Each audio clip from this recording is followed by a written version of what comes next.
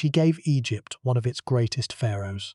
Her son, Thutmose III, would become the most successful military commander in all of Egyptian history, a king who launched 17 campaigns into the Levant, who expanded the Egyptian empire to its greatest territorial extent, who built monuments that still stand, and whose military reputation earned him the title, among modern historians, of the Napoleon of ancient Egypt.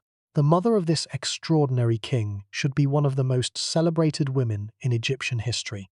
She should be honored in the temple inscriptions, praised in the royal annals, depicted on the walls of the great monuments that her son built to commemorate his victories. She should be remembered. She is not. Her name was Iset, and she is one of the most invisible women in the entire history of the Egyptian New Kingdom. A woman who produced a pharaoh of legendary stature and who was, for that very act, rewarded with obscurity. Not the obscurity of a common woman whose name was never recorded. The obscurity of a woman who existed in the shadow of another woman. A woman whose brilliance, whose ambition, and whose extraordinary claim to power consumed all the light in the room and left Iset standing in permanent, structural, inescapable darkness. That other woman was Hatshepsut, the great royal wife of Thutmose II, the daughter of Thutmose I and Queen Ahmose, the woman who served as regent for the young Thutmose III, and who then did something unprecedented. She declared herself Pharaoh. She assumed the full titles and regalia of kingship. She ruled Egypt for roughly 20 years as a female pharaoh, building temples, conducting trade expeditions, maintaining diplomatic relationships, and governing the most powerful state in the ancient Near East. Hatshepsut's story is extraordinary and has been told many times, including in an earlier episode of this series. But Hatshepsut's story has a shadow, a negative image, a woman-shaped absence that is visible only when you know where to look. That shadow is Iset, the woman who should have been regent, the woman who should have been queen mother, the woman whose son was the legitimate king and whose position, by every convention of Egyptian royal practice, should have made her the most powerful woman in the kingdom. Instead, she was displaced, pushed aside by a woman of superior bloodline, superior political skill, and superior institutional support, and her displacement was so complete, so thorough, and so structurally embedded in the record that most people who know Hatshepsut's story have never heard of Iset at all. But here is the problem. Iset's invisibility is not the result of any of the forms of erasure that this series has previously documented. She was not chiseled from the stone. She was not silenced by indifference. She was not distorted by propaganda. She was not abstracted into a symbol. She was not absorbed into an institution. She was displaced, pushed out of the historical frame by another woman whose story was larger, louder, and more dramatically compelling than her own. And displacement, the erasure that occurs when one woman's power actively consumes the space that should have belonged to another, is a form of erasure that this series has not yet examined. It is the form of erasure that reveals the cruelest truth about female power in the ancient world. The truth that the system could accommodate one extraordinary woman only at the cost of rendering another invisible. By the end of tonight, you're going to understand the story of the woman who gave Egypt its greatest warrior king and who received, in return, nothing. No monuments, no celebrations, no prominent place in the record of the dynasty she helped to create. A woman whose son conquered an empire and whose mother was forgotten. A woman who lived in the shadow of the most famous female pharaoh in history and who has remained in that shadow for 3,500 years. Before we get started, if you find these mysteries as fascinating as we do, take a second to like the video or subscribe. It is a simple action, but it genuinely helps this channel reach more curious minds like yours. Now let's begin. The story of Iset is the story of the shadow, the woman who stood behind the light, whose outline is visible only when the light moves, whose existence is confirmed only by the darkness she occupied. The shadow has been there for 3,500 years. It has been visible to anyone who looked carefully at the story of the early 18th dynasty and noticed the gap, the mother-shaped absence, in the narrative of the boy king and the female pharaoh. But no one looked, no one noticed, because the light The extraordinary, brilliant, unprecedented light of Hatshepsut's pharaonic career was so compelling, so dramatic, and so historically significant that no one thought to ask what was hidden in the shadow it cast. The shadow was Iset, and the shadow has a story that deserves to be told. The displacement has been there for 3,500 years. It has been visible to anyone who looked carefully at the story of the early 18th dynasty and noticed the absence. The mother who should have been present and was not, the woman who should have been powerful and was not, the queen mother who should have been regent and was not. The absence has been hiding in plain sight, and now it has been found. To understand Iset, you must first understand the world she inhabited. The royal court of the early 18th dynasty, one of the most powerful and most complex political environments in the ancient world. The 18th dynasty was the first dynasty of the New Kingdom, the period of Egyptian history that is often considered the golden age of pharaonic civilization, the era of the great warrior pharaohs, the magnificent temples, and the painted tombs that have come to define the popular image of ancient Egypt. The dynasty had been founded by Thutmose I, the king who had expelled the Hyksos, the foreign rulers who had controlled Lower Egypt during the Second Intermediate Period, and who had reunified the country under native Egyptian rule.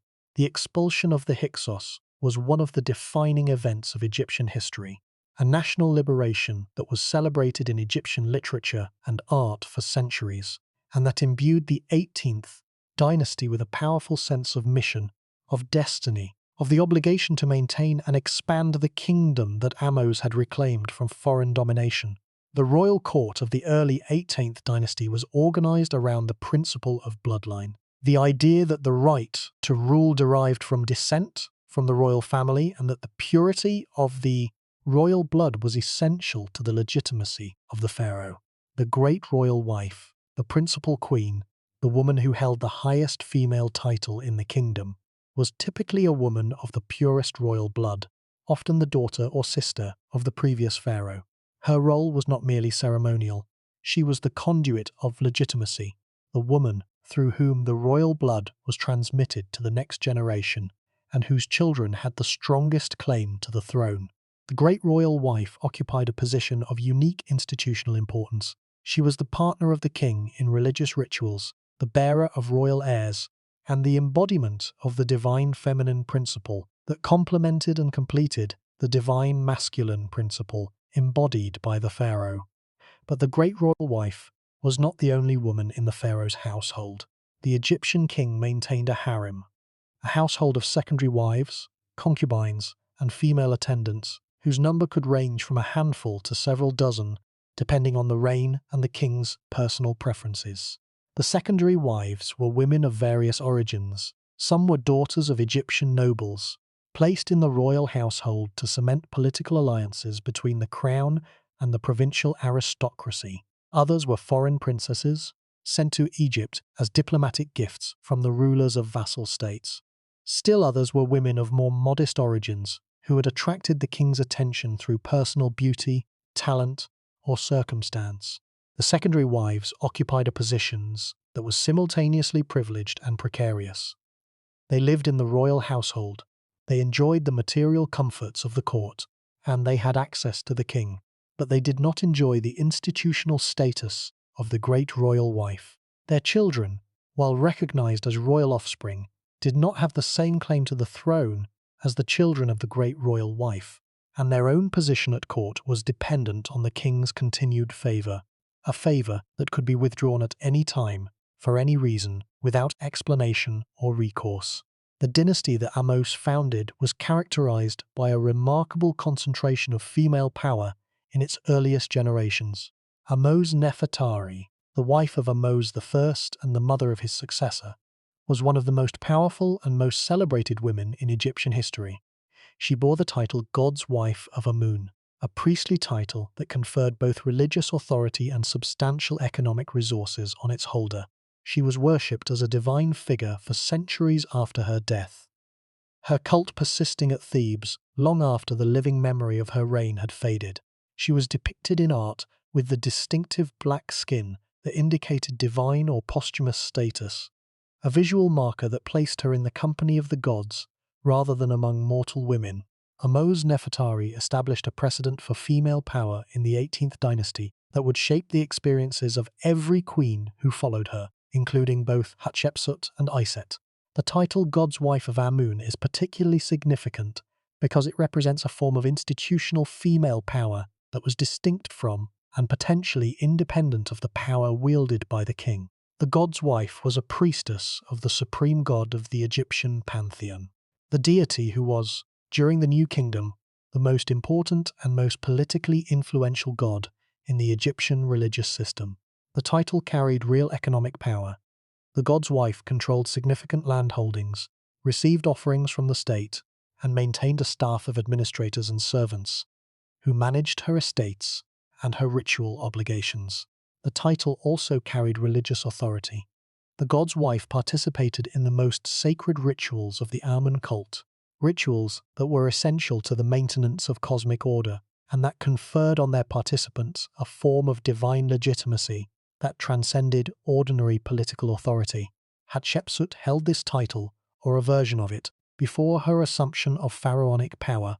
The title gave her an institutional base that was independent of her husband's authority, a source of power, prestige, and economic resources that she could draw upon in her claim to the regency, and, eventually, to the throne itself. The god's wife of Amun was, in institutional terms, one of the most powerful positions available to a woman in the Egyptian state, and the fact that Hatshepsut held it while Iset did not is one of the key factors that explains why Hatshepsut was able to claim the regency and why Iset was not. The Thutmoside succession, the sequence of kings from Thutmose I through Thutmose IV, was complicated by a recurring pattern of indirect succession in which the throne passed not from father to eldest son, but from one branch of the royal family to another, often through the medium of marriage to women of the senior royal line.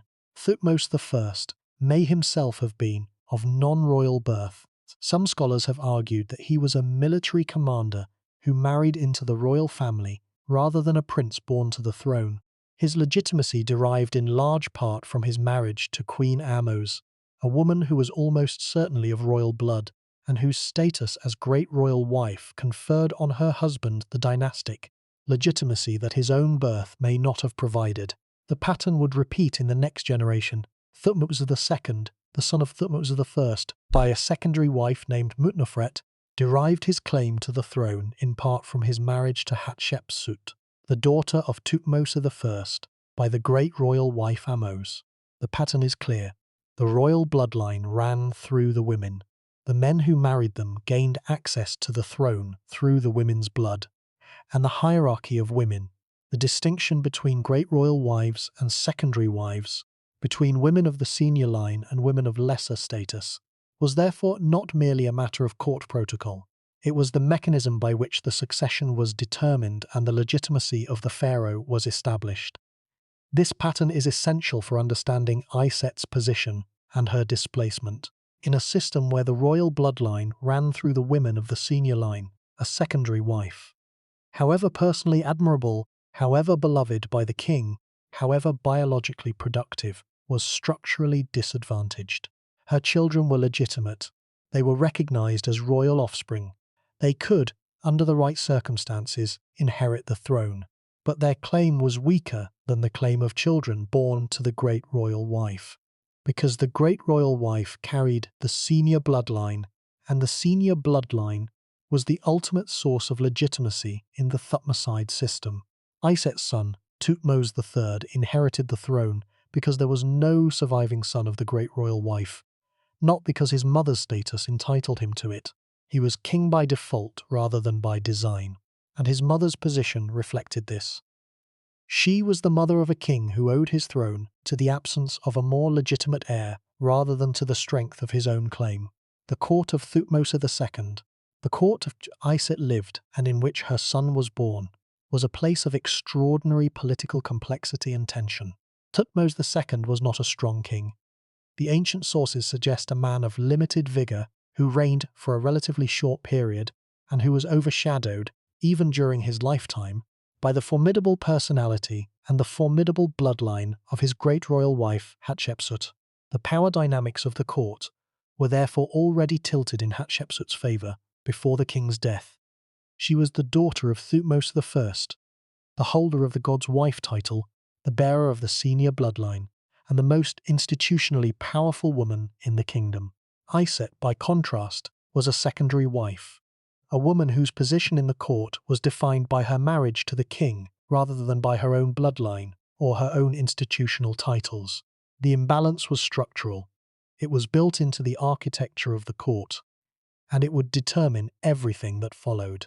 The role of the harem in the political life of the 18th dynasty has been understudied relative to the roles of the army, the priesthood, and the central administration, partly because the evidence for the harem is less abundant and more difficult to interpret, and partly because the scholarly tradition has tended to treat the royal women's quarters as a domestic space rather than a political one. But the harem was deeply political. The women who lived there were not merely the king's wives and concubines. They were political actors, women whose marriages represented diplomatic alliances, whose children represented dynastic investments, and whose personal influence over the king could shape the policies of the state. The secondary wives, in particular, occupied a position that was simultaneously marginal and potentially transformative. Marginal because their institutional status was subordinate to the great royal wives, but potentially transformative because their sons could, under the right circumstances, inherit the throne and elevate their mothers to the position of queen mother. Iset's experience illustrates both dimensions of this position: her institutional marginality, her subordinate status as a secondary wife, her lack of independent titles and resources, determined her fate during the years of Hatshepsut's regency and reign. But her biological productivity, the fact that she had produced the only surviving male heir of Thutmose II, created the potential for an elevation that the institutional framework ultimately denied her. The potential was real, the elevation was not. And the gap between the potential and the reality is the space that the displacement occupies, the space where what should have been and what actually was diverge so sharply that the divergence becomes, in itself, the most important fact about Iset's life. The modesty of Iset's documented origins stands in stark contrast to the elaborate genealogical records that survive for women of the senior royal line. Hatshepsut's parentage is documented in multiple inscriptions. Her father, Thutmose I, her mother, Queen Amos, her divine birth as the daughter of the god Amun himself. The documentation is detailed, specific, and designed to establish beyond any possible doubt the legitimacy and the divinity of Hatshepsut's bloodline. Iset has none of this. No inscription records her parents. No relief depicts her birth. No theological narrative connects her to the divine ancestry of the pharaonic house. The absence of genealogical documentation is itself a form of institutional erasure, a signal that the recording system did not consider Iset's ancestry important enough to document, that her bloodline was not considered significant enough to preserve, and that her identity was defined entirely by her relationship to the king rather than by her own lineage. Iset was a secondary wife of Thutmose II. The ancient sources provide almost no information about her origins. Her family background, her social status before entering the royal household, the circumstances of her marriage to the king are all unknown. She may have been the daughter of a noble family. She may have been a woman of more modest origins who was elevated to the royal household through the king's personal choice.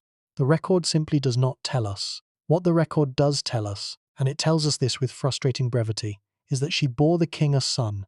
The son was named Thutmose, the third of that name, following his father Thutmose II and his grandfather Thutmose I. And when Thutmose II died, around 1479 BC, according to current estimates, the young Thutmose III was designated as his successor. The boy was very young, perhaps 2 or 3 years old, certainly too young to govern. The Egyptian state required a regent, an adult who could exercise the powers of the throne on behalf of the child king until he was old enough to rule in his own right. In many ancient monarchies, the regent would have been the king's mother, the queen mother, the woman who had produced the heir and whose biological connection to the young king gave her the strongest possible claim to serve as his guardian and protector. This was the convention, this was the expectation. This was, in the vast majority of cases across ancient history, what happened when a king died and left a child heir. But this is not what happened when Thutmose II died. The regency did not go to Iset, the mother of the young king. It went to Hatshepsut, the great royal wife, the daughter of Thutmose I and Queen Ahmose, the woman whose bloodline was purer and whose institutional position was more powerful than that of the secondary wife, who had happened to produce the heir. The displacement was not arbitrary. It had a logic, a cold, institutional, bloodline-based logic that made perfect sense within the framework of Egyptian royal ideology. Hatshepsut was the daughter of Thutmose I, the great king who had established the Thutmoside line and whose military campaigns had laid the foundation for the 18th dynasty's imperial expansion. She was the daughter of Queen Ahmose, a woman who may herself have been of royal blood and whose status as great royal wife placed her children at the apex of the dynastic hierarchy. Hatshepsut's claim to authority derived not from her relationship to the child king, but from her own bloodline, from the purity of her descent, the prestige of her parentage, and the institutional weight of her title as great royal wife. In the calculus of Egyptian royal legitimacy, Hatshepsut outranked Iset, not because she was more capable, not because she was more experienced, not because she was more worthy, but because her blood was considered purer and her title was considered more authoritative. Iset, by contrast, was a secondary wife. Her bloodline, whatever it was not considered equal to Hatshepsut's. Her title was not great royal wife, but something lesser, a title that placed her within the royal household, but not at its apex, that acknowledged her connection to the king, but did not confer the institutional authority that Hatshepsut wielded by virtue of her birth and her position. In the zero-sum calculus of Egyptian royal politics, Iset's claim to the regency was weaker than Hatshepsut's, and weaker claims, in the world of the pharaohs, were not merely set aside. They were erased. The stronger claim consumed the weaker. The more powerful woman displaced the less powerful. And the woman who had produced the king, the woman whose body had given Egypt its next pharaoh, was pushed into the shadows by the woman whose bloodline was deemed more valuable than the act of giving birth to a king. The death of Thutmose II, an event that can be dated to approximately 1479 BC, based on current chronological estimates, precipitated the succession crisis that would determine the fates of both Hatshepsut and Iset. The king died young. His mummy, examined by modern Egyptologists, shows a man who was physically frail and who may have suffered from chronic health problems throughout his short life. His death left the throne to his only surviving son, the child Thutmose III, born to the secondary wife Iset, a boy who was perhaps 2 or 3 years old at the time of his father's death, and who was therefore completely incapable of governing the most powerful state in the ancient Near East. The question of the regency was, in theory, straightforward. The child king needed an adult to govern on his behalf. The adult needed to be someone with the institutional authority, the political connections, and the personal capability to manage the complex affairs of the Egyptian state, the military, the administration, the priesthood, the diplomatic relationships with foreign powers, the economic system that sustained the population and funded the state's activities. The adult needed to be trusted. Someone whose interests were aligned with the interests of the child king, and who could be relied upon to govern in the child's interest rather than in their own. In most circumstances, that adult would have been the child's mother, the queen mother, the woman whose biological connection to the young king gave her the strongest possible incentive to protect his interests and ensure his survival. But the circumstances of Thutmose III's accession were not ordinary. The child's mother was a secondary wife, a woman of limited institutional authority whose position in the court hierarchy was subordinate to that of the great royal wife. The great royal wife was Hatshepsut, a woman of extraordinary political capability, impeccable royal bloodline, and formidable institutional resources. The choice between the two women was not, from the perspective of the Egyptian political establishment, a difficult one. Hatshepsut had every qualification that the system valued. Iset had only one. She was the mother of the king. And in the calculus of the Egyptian court, that one qualification was not sufficient to outweigh the many qualifications that Hatshepsut possessed. The regency was assigned to Hatshepsut. The decision may have been made by the court officials who managed the transition of power. It may have been made by the priesthood of Amun, whose institutional interests were aligned with Hatshepsut's because of her title as God's wife. It may have been a decision that was never formally made at all, a decision that was simply assumed, taken for granted, treated as obvious by everyone involved, because the hierarchy of the court left no room for any other outcome. Whatever the mechanism, the result was clear. Hatshepsut was regent, Iset was not, and the displacement, the pushing aside of the king's mother in favor of the king's stepmother, was accomplished without drama, without conflict, and without any apparent recognition that an injustice had been committed. The political dynamics of the transition deserve careful analysis because they reveal the mechanisms by which displacement was accomplished, not through a single dramatic act, but through the cumulative operation of institutional conventions and hierarchical assumptions. The Egyptian court was not a democracy. Decisions about the regency were not made by a formal vote or by public deliberation. They were made, or, more precisely, they emerged, from the interaction of institutional forces, personal ambitions, and the weight of precedent. The priesthood of Amun had institutional interests that were served by Hatshepsut's assumption of the regency. Her title as God's wife of Amun connected her to the temple establishment, and her governance would presumably be favorable to the interests of the priestly class. The military establishment had interests that were served by a strong regent, someone who could maintain the empire's borders and the army's readiness during the king's minority. The administrative bureaucracy had interests that were served by continuity, someone who could maintain the functioning of the state without disruption or uncertainty. Hatshepsut satisfied all of these institutional interests. Iset satisfied none of them, not because she was incapable, but because she had no institutional base from which to satisfy them. She had no connection to the priesthood. She had no military credentials. She had no administrative experience that the record documents.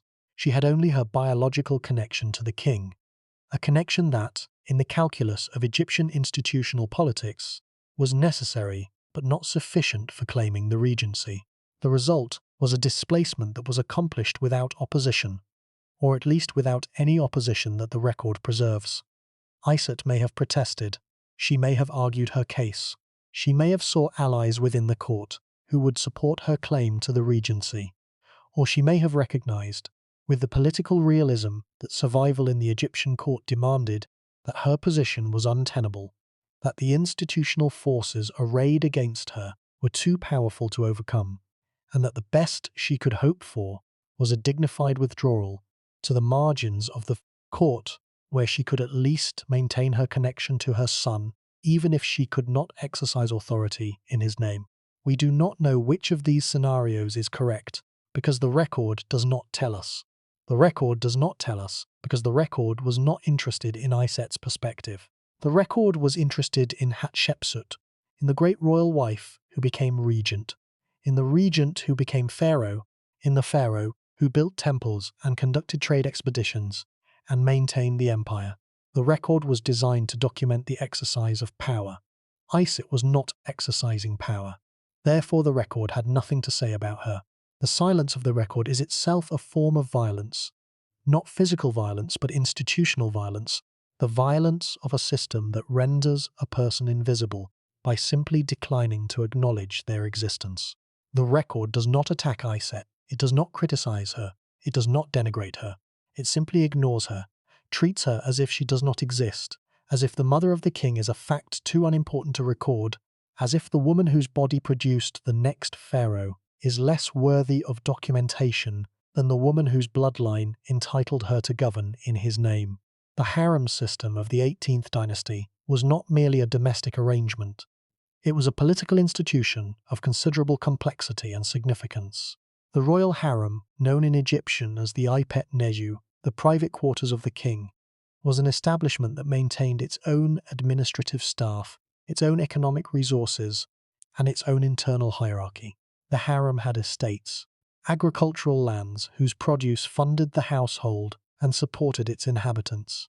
It had administrators, officials who managed the estates, supervised the servants, and maintained the records of the household.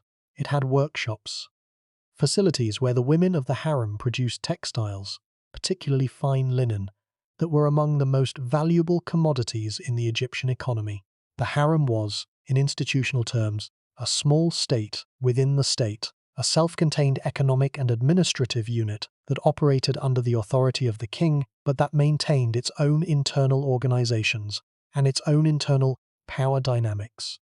Within this system, the distinction between the great royal wife and the secondary wives was not merely a matter of prestige, it was a matter of institutional power, of access to resources, influence over the king, and the ability to shape the political destiny of the dynasty through the advancement of one's children. The great royal wife controlled the most significant share of the harem's resources. She had the most direct access to the king. She bore the titles that conferred religious authority and political legitimacy. The secondary wives had fewer resources, less access, and weaker institutional positions that made them dependent on the king's personal favor for whatever influence they could exercise and whatever security they could achieve. Iset occupied one of these subordinate positions. She was one among several secondary wives, a woman whose access to the king had produced a son, but whose institutional position remained that of a minor member of the royal household rather than a principal partner in the governance of the state. The birth of Thutmose III did not change her institutional position. It changed her biological status. She was now the mother of a potential heir, but it did not change her title, her access to resources, or her place in the hierarchy of the court. The hierarchy was fixed, the titles were fixed, and the woman who held the highest title, Hatshepsut, the great royal wife, was the woman who would benefit from whatever political opportunities the future might bring. The displacement was not violent, it was not dramatic.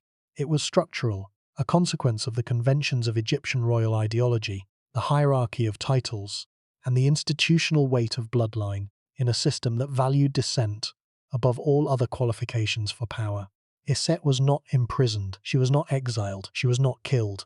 She was simply rendered irrelevant, pushed to the margins of a court that had no institutional role for a secondary wife whose son was king, but whose own status was insufficient to command the respect and the resources that the kingship of her son should have conferred upon her. The core problem of Iset's story is the gap, the vast, yawning gap between what she should have been and what she was.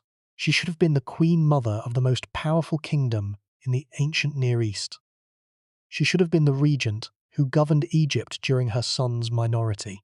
She should have been honored in the temple inscriptions, celebrated in the royal annals, depicted on the walls of the monuments that her son would later build to commemorate his extraordinary military achievements. She should have been, by every convention of Egyptian royal practice, one of the most powerful and most visible women of the 18th dynasty. Instead, she was invisible, not completely invisible. Her name survives, her titles are recorded, a few artifacts bearing her image have been recovered from the archaeological record, but invisible in the way that matters most. Invisible in the narrative, absent from the story of the dynasty she helped to create, overshadowed so completely by the woman who displaced her that the story of the early 18th dynasty is told as if Iset did not exist at all. The narrative of the early 18th dynasty, as it is conventionally told in textbooks, documentaries, and popular accounts, goes something like this. Thutmose I was a great warrior king who expanded the Egyptian empire into Nubia. His son, Thutmose II, was a less distinguished ruler who reigned for a relatively short period and who died young, leaving a child heir, Thutmose III, who was too young to rule. The great royal wife, Hatshepsut, served as regent for the young king and then declared herself pharaoh, ruling Egypt for roughly 20 years before her death or removal from power. After Hatshepsut's death, Thutmose III ruled alone for more than 30 years, conducting 17 military campaigns and building an empire that stretched from the fourth cataract of the Nile to the Euphrates River. The story is dramatic, compelling, and, in its essential outline, accurate. But the story has a hole. The hole is Iset-shaped. The mother of Thutmose III does not appear in this narrative. She is not mentioned when the child king is introduced. She is not discussed when the regency is assigned to Hatshepsut. She is not present in the accounts of Hatshepsut's assumption of pharaonic power. She is not visible in the archaeological record of the co-regency period, the years when Hatshepsut ruled as pharaoh alongside the nominal king, her stepson Thutmose III. She appears, briefly, dimly, almost reluctantly, only in the later years of Thutmose III's sole reign, when the king honoured his mother with a few monuments and inscriptions that acknowledged her existence and her title as king's mother. But even these later honours are modest, far more modest than the honours that other queen mothers of the 18th dynasty received, far more modest than the woman who had produced Egypt's greatest warrior Pharaoh deserved. And it gets worse, because the invisibility of Iset is not merely a modern oversight, a failure of modern historians to include her in their narratives. The invisibility is ancient. It is embedded in the original record, in the inscriptions, the temple reliefs, the official accounts of the reign of Thutmose II and the early years of Thutmose III. The record was not designed to include Iset. The conventions of the record, the formats, the categories, the assumptions about who was worth documenting and how, did not provide a space for a secondary wife whose son had become king through the accident of being the only surviving male heir rather than through the deliberate design of the dynastic succession. The record was designed for great royal wives. It was designed for women of the purest bloodline. It was designed for Hatshepsut. It was not designed for Iset. Something is wrong with our assumptions when a system that was designed to celebrate the mothers of kings fails to celebrate the actual mother of one of the greatest kings in Egyptian history. Something is wrong with a hierarchy that valued bloodline over maternity, that considered the purity of a woman's descent more important than the fact that she had given birth to a pharaoh. Something is wrong with an institutional framework that could accommodate Hatshepsut's extraordinary claim to pharaonic authority, while simultaneously rendering invisible the woman whose son was the legitimate king that Hatshepsut claimed to be regent for. The institutional framework of the 18th dynasty court provides the key to understanding how Iset's displacement was accomplished and why it was so complete. The framework was organized around a hierarchy of female titles, a ranked system of designations that reflected the relative status of the women in the royal household and that determined their access to power, resources, and institutional visibility. At the apex of the hierarchy was the title Great Royal Wife, the title that Hatshepsut held, and that placed its bearer at the very top of the female power structure.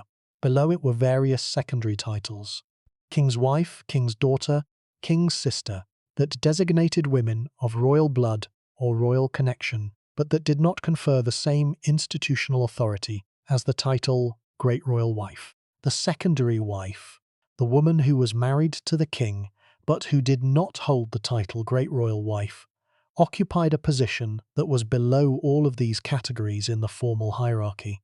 The hierarchy was not merely a system of honorary distinctions. It determined real outcomes: who was depicted on temple walls, who was mentioned in official inscriptions, who received offerings in the temples, whose children were considered the primary heirs to the throne.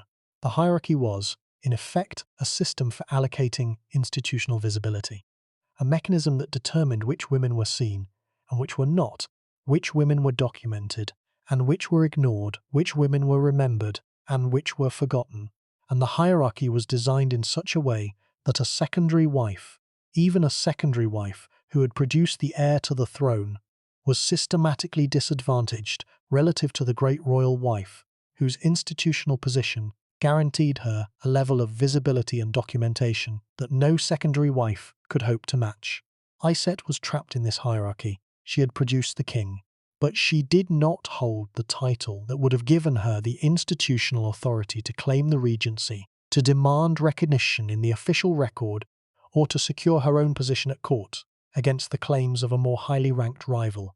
The hierarchy valued title over maternity. It valued bloodline over biological motherhood, and it produced a result that was, by any human measure, profoundly unjust. The mother of the king was rendered invisible by the wife of the king's father, a woman who had no biological connection to the child pharaoh, but whose institutional position gave her a claim to authority that the child's own mother could not match.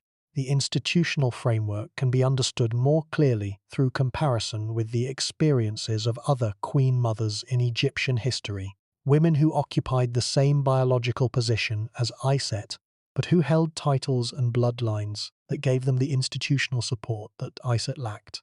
Thutmose Nefertari, the queen mother of the early 18th dynasty who held the title God's wife of Amun, was the most powerful woman of her generation, precisely because her institutional position was independent of her husband's authority.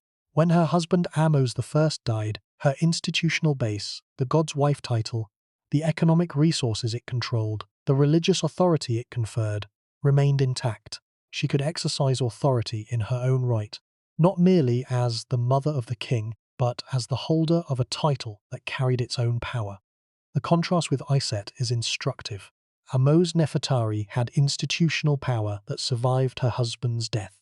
Iset had no institutional power at all, only a biological connection to a child who was too young to protect her interests and too dependent on the very people who had displaced her to challenge their authority on her behalf. Hatshepsut, the queen mother of the generation before Thutmose Nefertari, provides another instructive comparison. Hatshepsut was celebrated in an inscription by her son Thutmose I for having rallied the Egyptian army during a crisis, for having gathered the soldiers, pacified the deserters, and maintained military discipline during a period of internal rebellion. The inscription is one of the most remarkable testaments to female political and military authority in all of Egyptian history. It presents a queen mother who exercised direct command over the army, who made military decisions in a context of genuine danger, and who was honored by her son for her courage and her competence. Hatshepsut could do these things because she had the institutional standing to do them. She was not a secondary wife but a woman of the senior royal line, a woman whose bloodline and whose titles gave her the authority to command and the legitimacy to be obeyed. Iset had none of this. She had no title that conferred independent authority. She had no bloodline that commanded automatic respect. She had no institutional base from which to exercise power. She had only her son, a child too young to govern, too young to protect her, too young to even understand the political dynamics that were shaping his life and hers. And the child was taken from her. Not literally, not physically, but institutionally. The child was placed under the guardianship of Hatshepsut. The child's education, his training, his daily care, his political formation, all of these were managed by the woman who had displaced his mother. Iset may have had access to her son. She may have been permitted to see him, to speak with him, to maintain some form of maternal relationship with him. But the authority over the child, the authority to shape his development, to influence his thinking, to determine the trajectory of his life, belonged to Hatshepsut, not to Iset. The experience of watching another woman raise your child, of watching another woman exercise the authority that should have been yours, make the decisions that should have been yours, receive the credit that should have been yours, is an experience that the ancient record does not describe, but that the human imagination can easily reconstruct. The experience would have been one of constant, quiet, structural humiliation. The humiliation of being present but powerless, of being visible but irrelevant, of being the mother of the king in a court where the mother of the king had no institutional role and no institutional authority. The Hatshepsut problem, the question of how to interpret Hatshepsut's assumption of pharaonic authority, has been one of the most debated questions in Egyptology for more than a century. Was Hatshepsut a usurper who seized power illegitimately? Was she a legitimate ruler who exercised authority that was rightfully hers? Was she a pragmatic politician who assumed pharaonic titles to stabilize the state during a period of uncertainty? The scholarly debate has produced a wide range of interpretations, from the early 20th century view of Hatshepsut as an ambitious and unscrupulous woman who stole her stepson's throne, to the more recent view of Hatshepsut as a capable and legitimate ruler who governed Egypt with skill and distinction during a period of prosperity and cultural achievement. But the debate has almost never been framed in terms of what Hatshepsut's assumption of power meant for Iset. The question of Hatshepsut's legitimacy has been addressed. The question of Iset's displacement has not. The scholarly literature on Hatshepsut fills volumes. The scholarly literature on Iset fills paragraphs. The disparity is not a reflection of the relative importance of the two women to the history of the 18th dynasty. It is a reflection of the priorities of the scholarly tradition, a tradition that has been, for all its sophistication and all its methodological rigor, shaped by the same assumption that shaped the ancient record, the assumption that power is what matters, that the exercise of authority is the story worth telling, and that the people who are displaced by the exercise of authority are peripheral to the narrative rather than central to it. But here's what makes this truly terrifying. The displacement of Iset by Hatshepsut was not a violation of the system. It was the system working exactly as designed. The hierarchy of titles was designed to ensure that power remained in the hands of the women with the purest bloodline. The women who were closest to the divine ancestry of the pharaoh, the women whose blood carried the strongest connection to the gods who had established the monarchy at the beginning of time. Hatshepsut's claim was stronger than Iset's because Hatshepsut's blood was purer. The system was functioning as intended. The injustice was not a malfunction.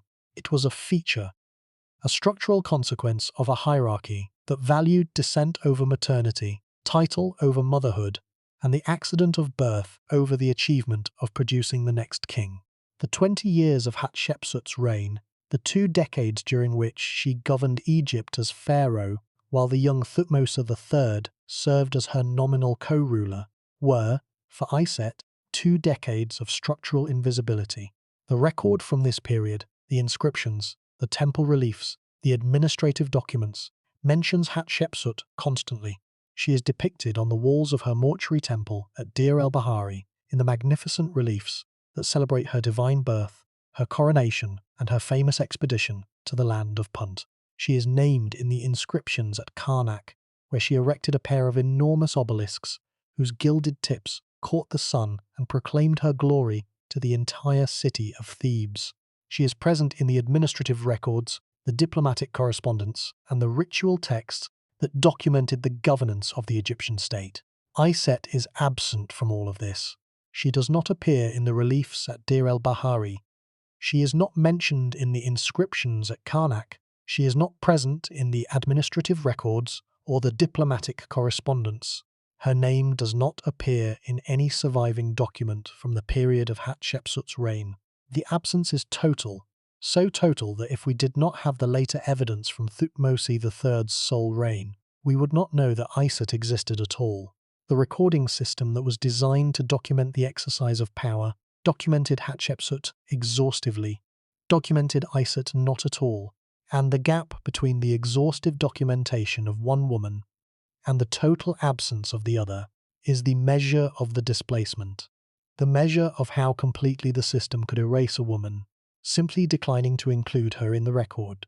The experience of structural invisibility, of existing within a system that does not acknowledge your existence, is an experience that the ancient record cannot describe because it is, by definition, an experience that the record was not designed to capture.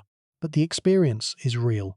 It is the experience of every person who has been pushed to the margins of a system that does not recognize their contributions.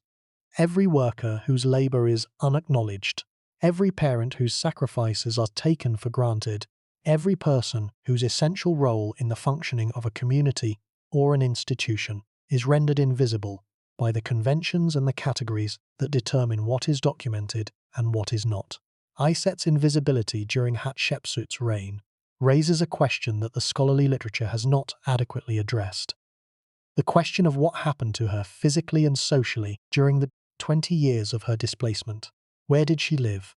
Did she remain in the royal palace, occupying quarters appropriate to her status as a secondary wife, but without the institutional authority or the public visibility that her position as king's mother should have conferred? Did she have access to her son? Was she permitted to maintain a maternal relationship with Thutmose III, or was she separated from him, physically and emotionally, by the institutional barriers that Hatshepsut's assumption of power had created? Did she have resources, servants, estates, income that allowed her to maintain a dignified existence, or was she dependent on the goodwill of the very woman who had displaced her? The record does not answer these questions. The record does not even acknowledge that these questions exist. And the failure of the record to acknowledge the questions is itself the most revealing evidence we have.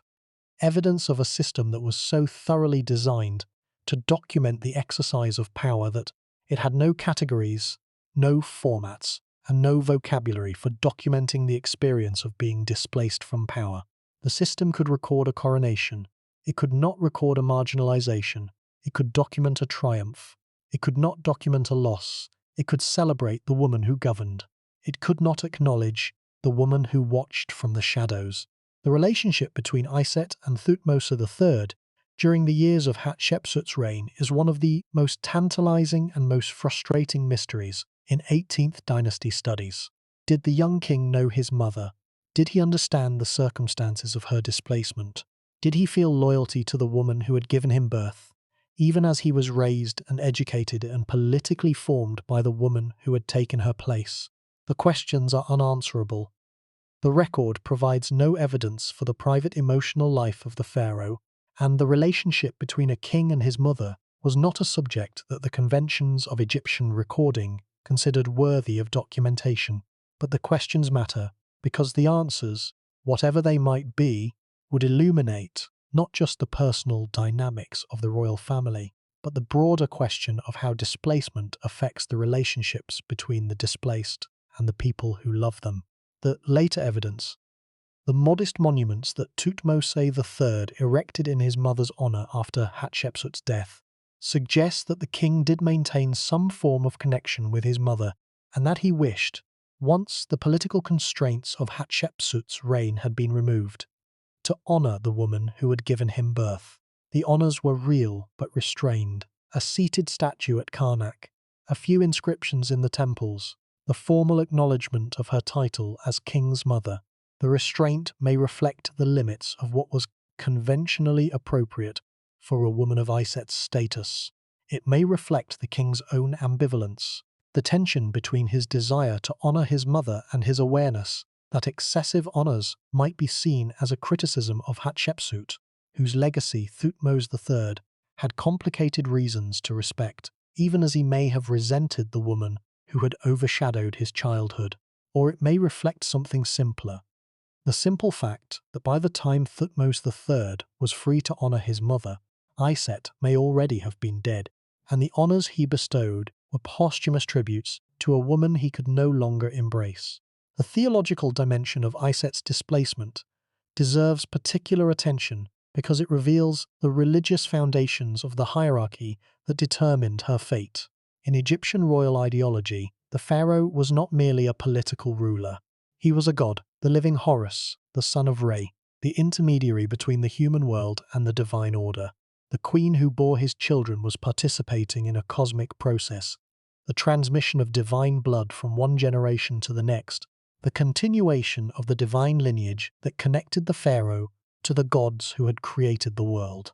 The great royal wife, as the principal bearer of this cosmic function, was the woman through whom the divine blood was most purely transmitted. Her children were the most legitimate heirs, not merely because of human convention, but because of theological necessity. The divine blood was purest in the children of the great royal wife. The children of secondary wives carried the divine blood in diluted form, still royal, still legitimate, but not as pure, not as direct, and not as theologically authoritative as the children of the senior line. This theological framework placed Iset at a structural disadvantage that no personal quality or political skill could overcome. Her son was legitimate. Her son carried royal blood. Her son was the designated heir to the throne. But her son's blood was not as pure as it would have been if he had been born to the great royal wife. And the purity of the blood determined the strength of the claim, the authority of the lineage, and the institutional support that the claim could command. Hatshepsut's blood was purer than Iset's. Hatshepsut's claim to authority derived from a closer connection to the divine ancestry of the pharaonic house. And in a system where theology was politics, where the divine order was the foundation of the political order, where the legitimacy of the ruler was a religious fact rather than merely a legal convention, Hatshepsut's theological advantage translated directly into political power. The displacement was therefore not merely political. It was theological, it was cosmic, it was embedded in the deepest structures of Egyptian religious thought, in the belief that the divine blood ran through specific women, that the purity of the bloodline was essential to the maintenance of cosmic order, and that the woman who carried the purest blood had the strongest claim to the authority that the bloodline conferred. Iset could not compete with this. No personal quality, no intelligence, no courage, no political skill, no depth of maternal devotion could compensate for the theological disadvantage of being born outside the senior royal line. The system valued blood.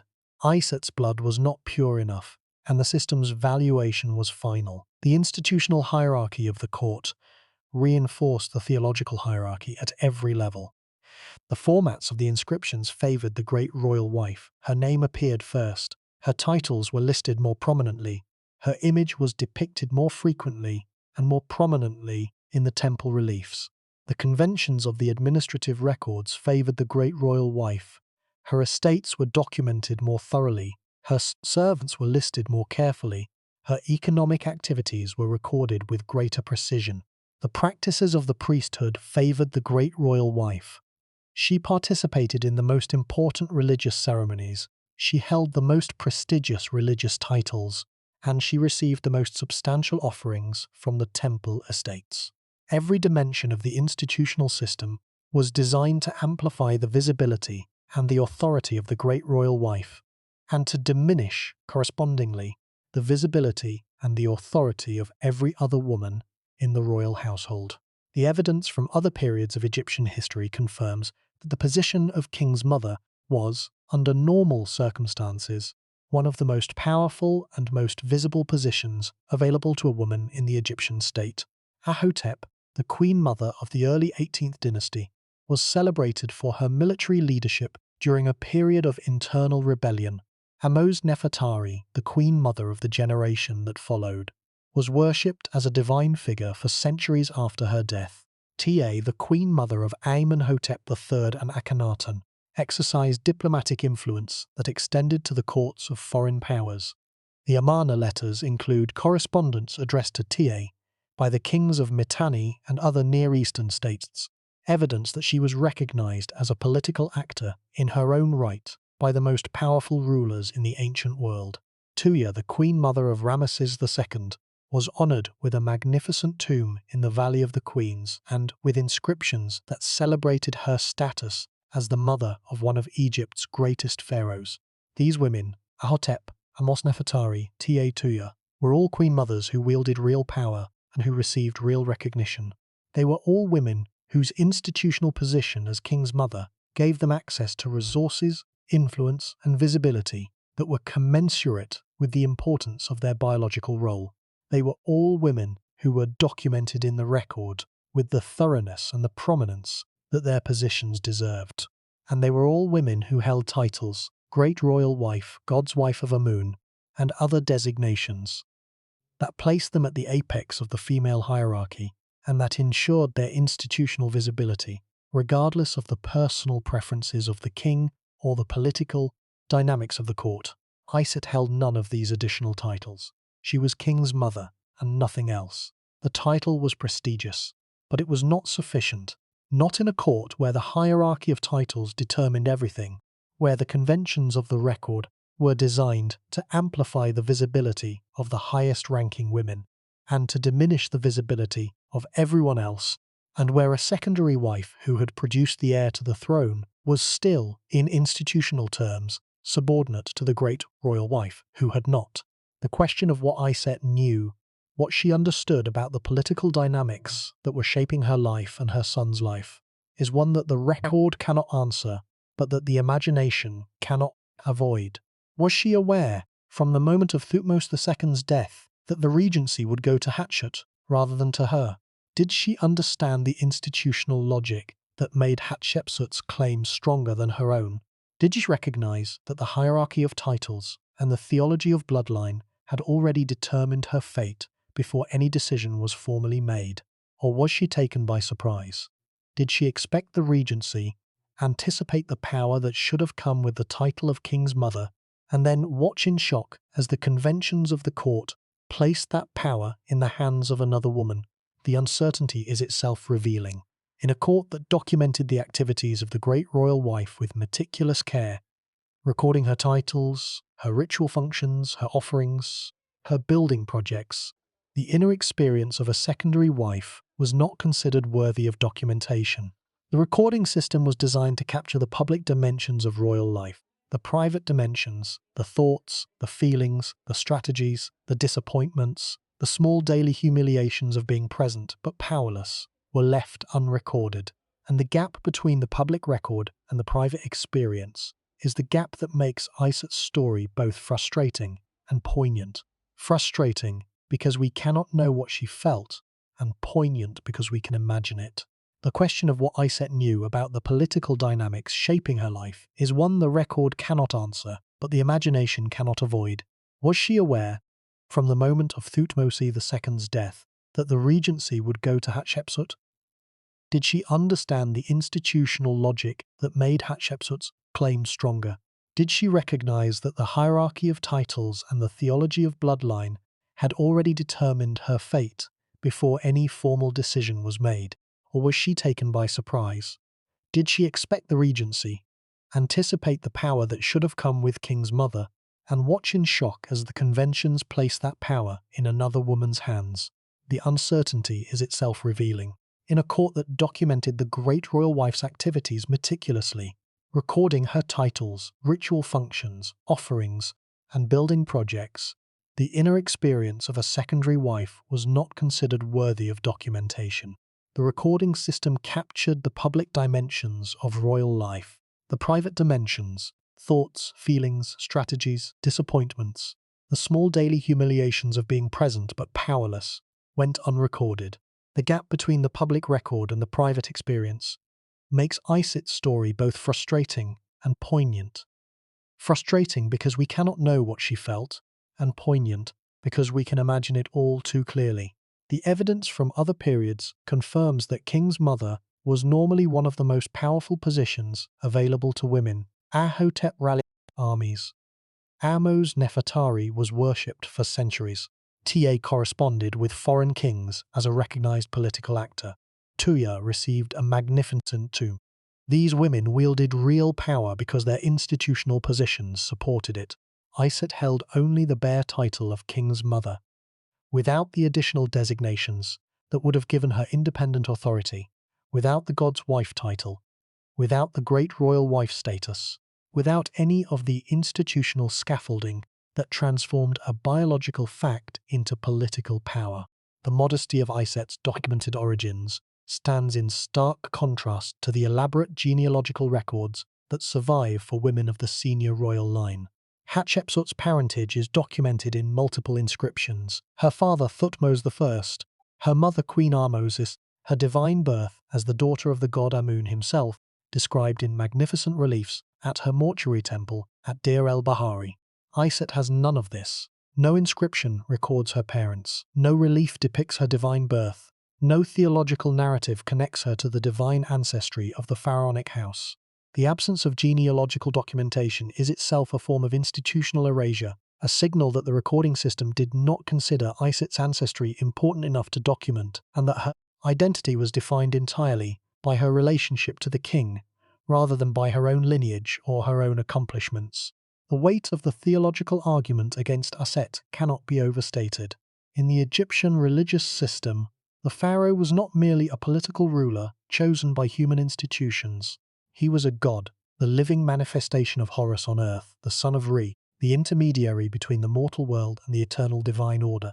The queen who bore the pharaoh's children was participating in a sacred process, the continuation of the divine lineage that connected the throne to the gods who had established it at the moment of creation. The purity of this divine blood was not a metaphor. It was a theological fact, as real and as consequential in the minds of the Egyptian priesthood and the Egyptian people as the annual flood of the Nile or the daily rising of the sun. Hatshepsut's blood was purer, the theology was clear, and theology in ancient Egypt was law. The system was designed to produce this result, and it did. Iset's story illuminates a pattern that extends far beyond the specific circumstances of the early 18th dynasty, a pattern of displacement that operates whenever a system of power can accommodate only a limited number of women and must therefore choose between them. The pattern is not unique to ancient Egypt. It is visible in royal courts across the ancient world and, in modified forms, in the institutional structures of the modern world as well. But the Egyptian version of the pattern is particularly clear and particularly revealing because the hierarchy of titles and the conventions of the recording system make the mechanisms of displacement visible in a way that is not always possible in other contexts. The first exploration examines the evidence for Iset's existence, the scattered fragments of her presence in the archaeological record that survive despite the thoroughness of her displacement. The evidence is sparse but real. Iset's name appears on a small number of artifacts from the reign of Thutmose III, artifacts that were produced after Hatshepsut's death, when Thutmose III was ruling alone and was free to honor his mother without the political constraints that had prevented him from doing so during Hatshepsut's lifetime. The most important of these artifacts is a seated statue of Iset that was found in the temple complex at Karnak, a modest but finely carved figure that shows the queen seated on a throne, wearing the vulture headdress that was associated with the title King's Mother, and bearing an inscription that identifies her as the King's Mother, Iset.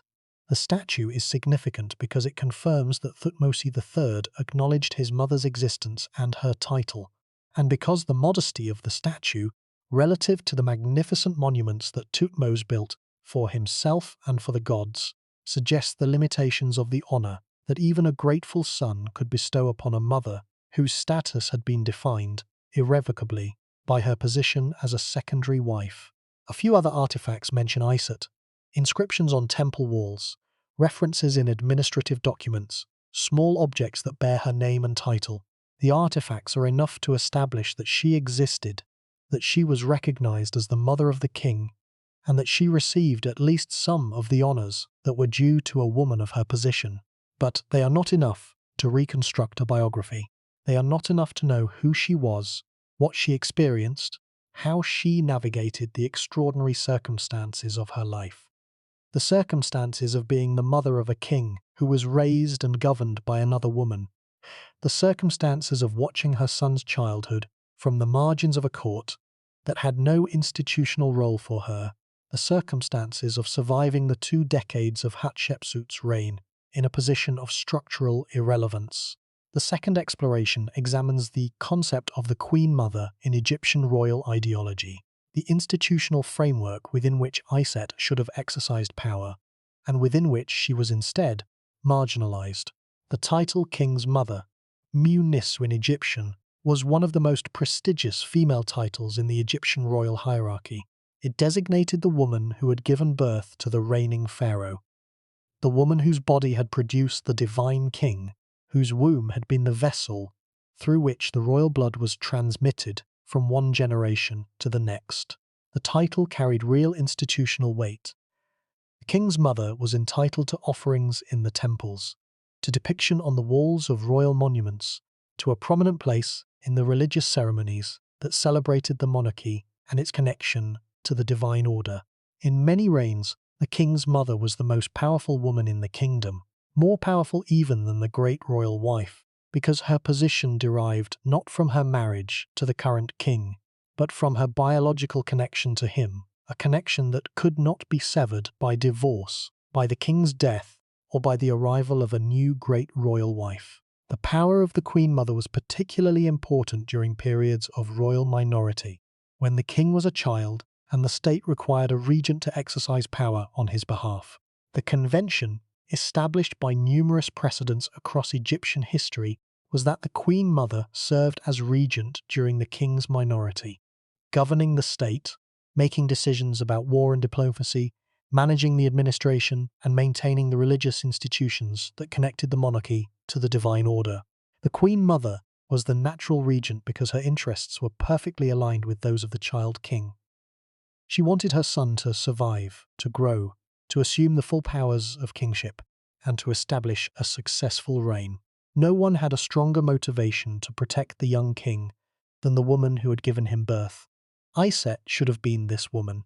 She should have been the regent who governed Egypt during the childhood of Thutmose III. She should have been the woman who made the decisions, who managed the administration, who maintained the empire that her son would later expand into the greatest territorial state the ancient Near East had ever seen. But the convention was overridden by the hierarchy, and the hierarchy placed Hatshepsut above Iset, regardless of the biological claim that Iset's motherhood gave her. The third exploration examines Hatshepsut's assumption of power from the perspective of Iset. That's the perspective that is almost never considered in the extensive scholarly literature on one of history's most famous female rulers. Hatshepsut's assumption of pharaonic authority has been studied from many angles. The theological justification she employed, the architectural program she undertook, the political alliances she maintained, the military and diplomatic policies she pursued. But the perspective of the woman she displaced has received almost no attention. Iset is absent from the scholarly discussion of Hatshepsut's reign, mentioned in passing, if at all, as the biological mother of Thutmose III, a fact noted and then set aside in favour of the more dramatic story of the female pharaoh. Consider what the assumption of pharaonic authority must have looked like from Iset's perspective. Her son was the king. He had been designated as the successor of Thutmose II. He bore the royal names and the royal titles. He was the legitimate pharaoh, the living Horus, the son of Re, the lord of the two lands. And yet the woman who governed in his name was not his mother but his stepmother, a woman who had no biological connection to him, who had not carried him in her womb, who had not given birth to him, who had not nursed him or raised him.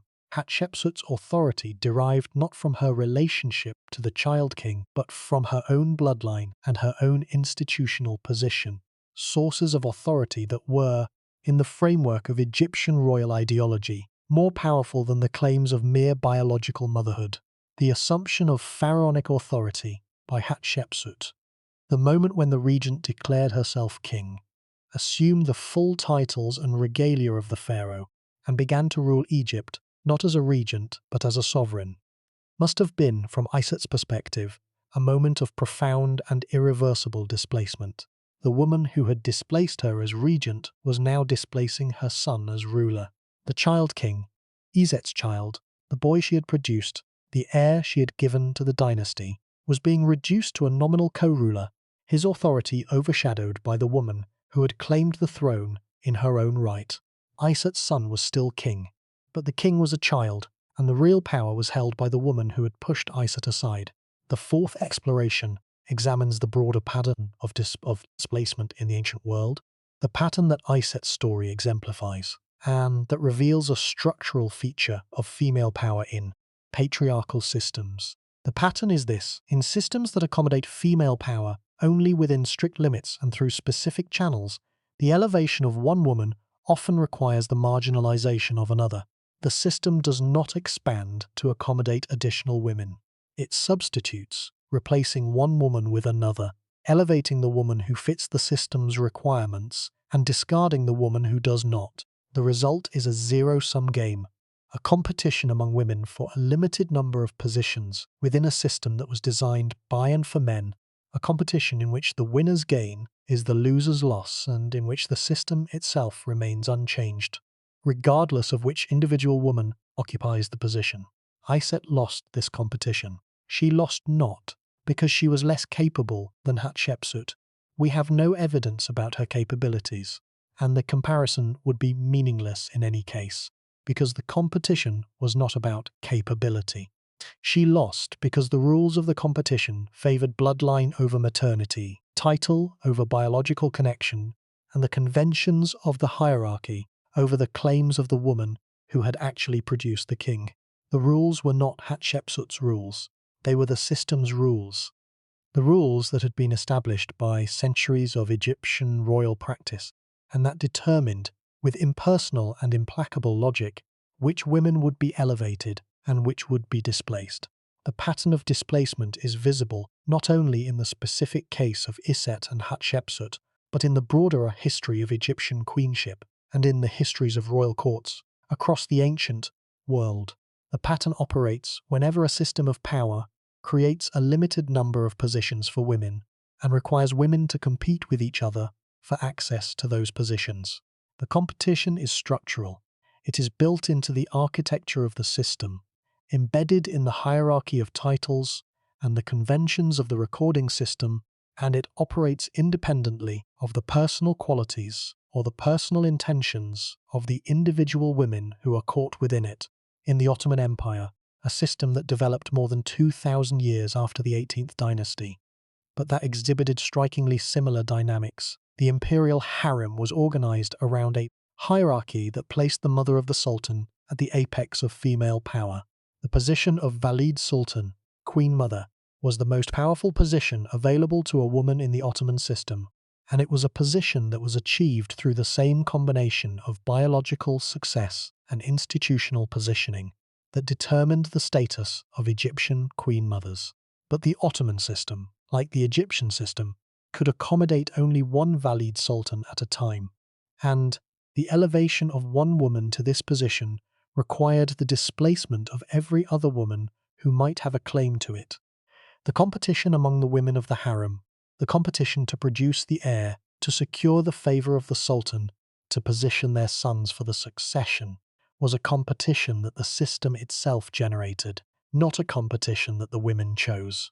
The Ptolemaic dynasty, the dynasty that has been the subject of several episodes in this series, exhibited a variation of the same pattern.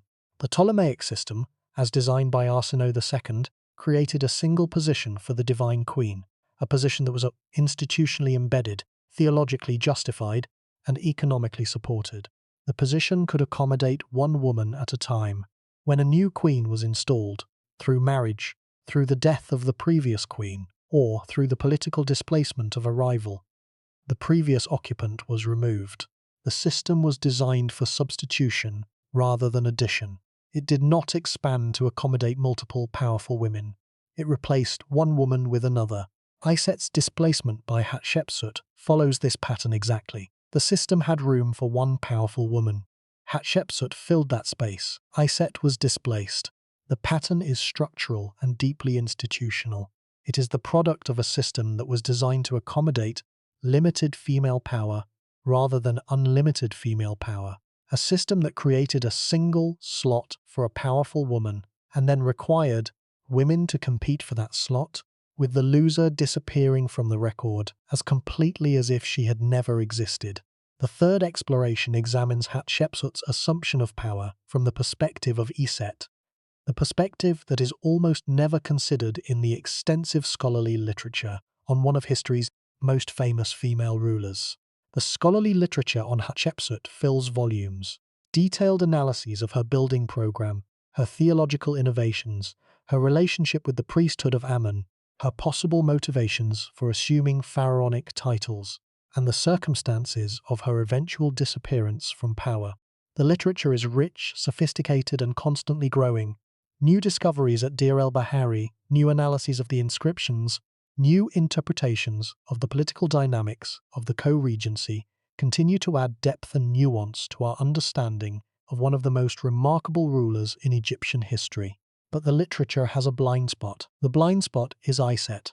The mother of the king is mentioned in passing, a biographical fact noted and then set aside, a footnote in the larger story of the female pharaoh. The scholarly tradition has not, as a rule, asked what Hatshepsut's assumption of power meant for the woman she displaced. It has not asked how Iset experienced the regency, the co-regency, and the 20 years of pharaonic rule that followed. It has not asked what it was like to be the mother of a king in a court where the mother of a king had no power, no visibility, and no institutional role. The questions have not been asked because the scholarly tradition, like the ancient recording system it studies, has been shaped by assumptions about whose perspective matters and whose does not. Assumptions that privilege the perspective of the powerful over the perspective of the displaced, the perspective of the ruler over the perspective of the ruled, and the perspective of the woman who fills the slot over the perspective of the woman who is pushed out of it. The fourth exploration examines the broader pattern of displacement in the ancient world and in the modern world, the pattern that Iset's story exemplifies, and that reveals a structural feature of female power in patriarchal systems that persists, in modified forms, to the present day. The pattern is not limited to royal courts and dynastic politics.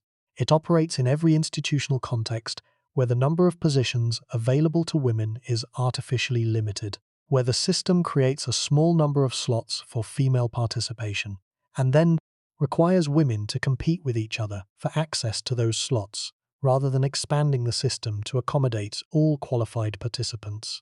The modern corporate world provides a contemporary example. Research on gender dynamics in corporate leadership consistently shows that organizations tend to maintain a relatively fixed proportion of women in senior positions, a proportion that does not increase in proportion to the number of qualified women available, but that remains stable, as if the organization has an informal quota for female leadership that it will not exceed.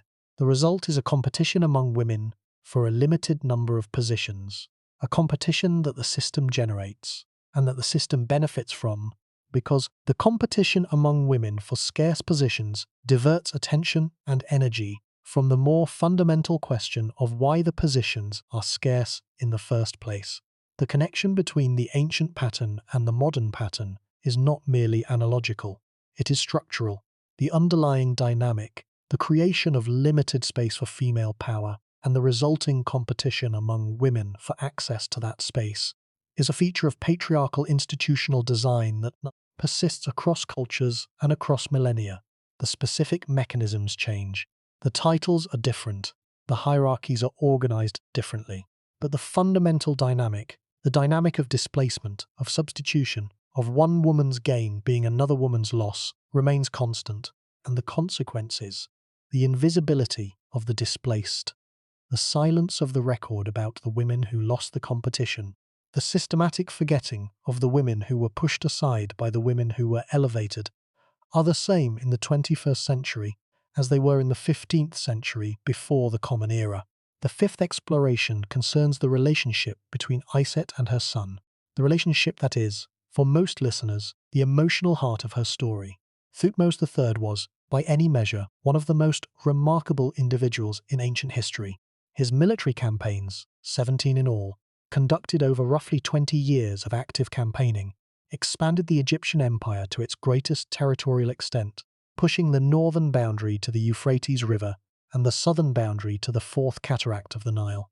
His first and most famous campaign, the Battle of Megiddo, fought around 1457 BC, was a masterpiece of military planning and execution that demonstrated the tactical skill, the logistical competence, and the personal courage that would characterize his entire military career. His building program was extensive. He constructed or renovated temples at Karnak, Deir el-Bahari, and numerous other sites across Egypt and Nubia. His administrative reforms strengthened the centralized bureaucracy that managed the empire. He was, in the judgment of most modern historians, the greatest pharaoh of the New Kingdom and one of the most capable rulers in all of ancient history. And he was Iset's son, the boy she had borne, the child she had produced, the life she had created. Whatever else we do not know about Iset, and we do not know much, we know this. She gave Egypt its greatest king. The achievement is biological, but it is not trivial. In a civilization that measured the value of women in large part by the sons they produced, the production of Thutmose III was the most significant achievement that any woman of the 18th dynasty could have accomplished, and it was an achievement for which Iset received almost no recognition.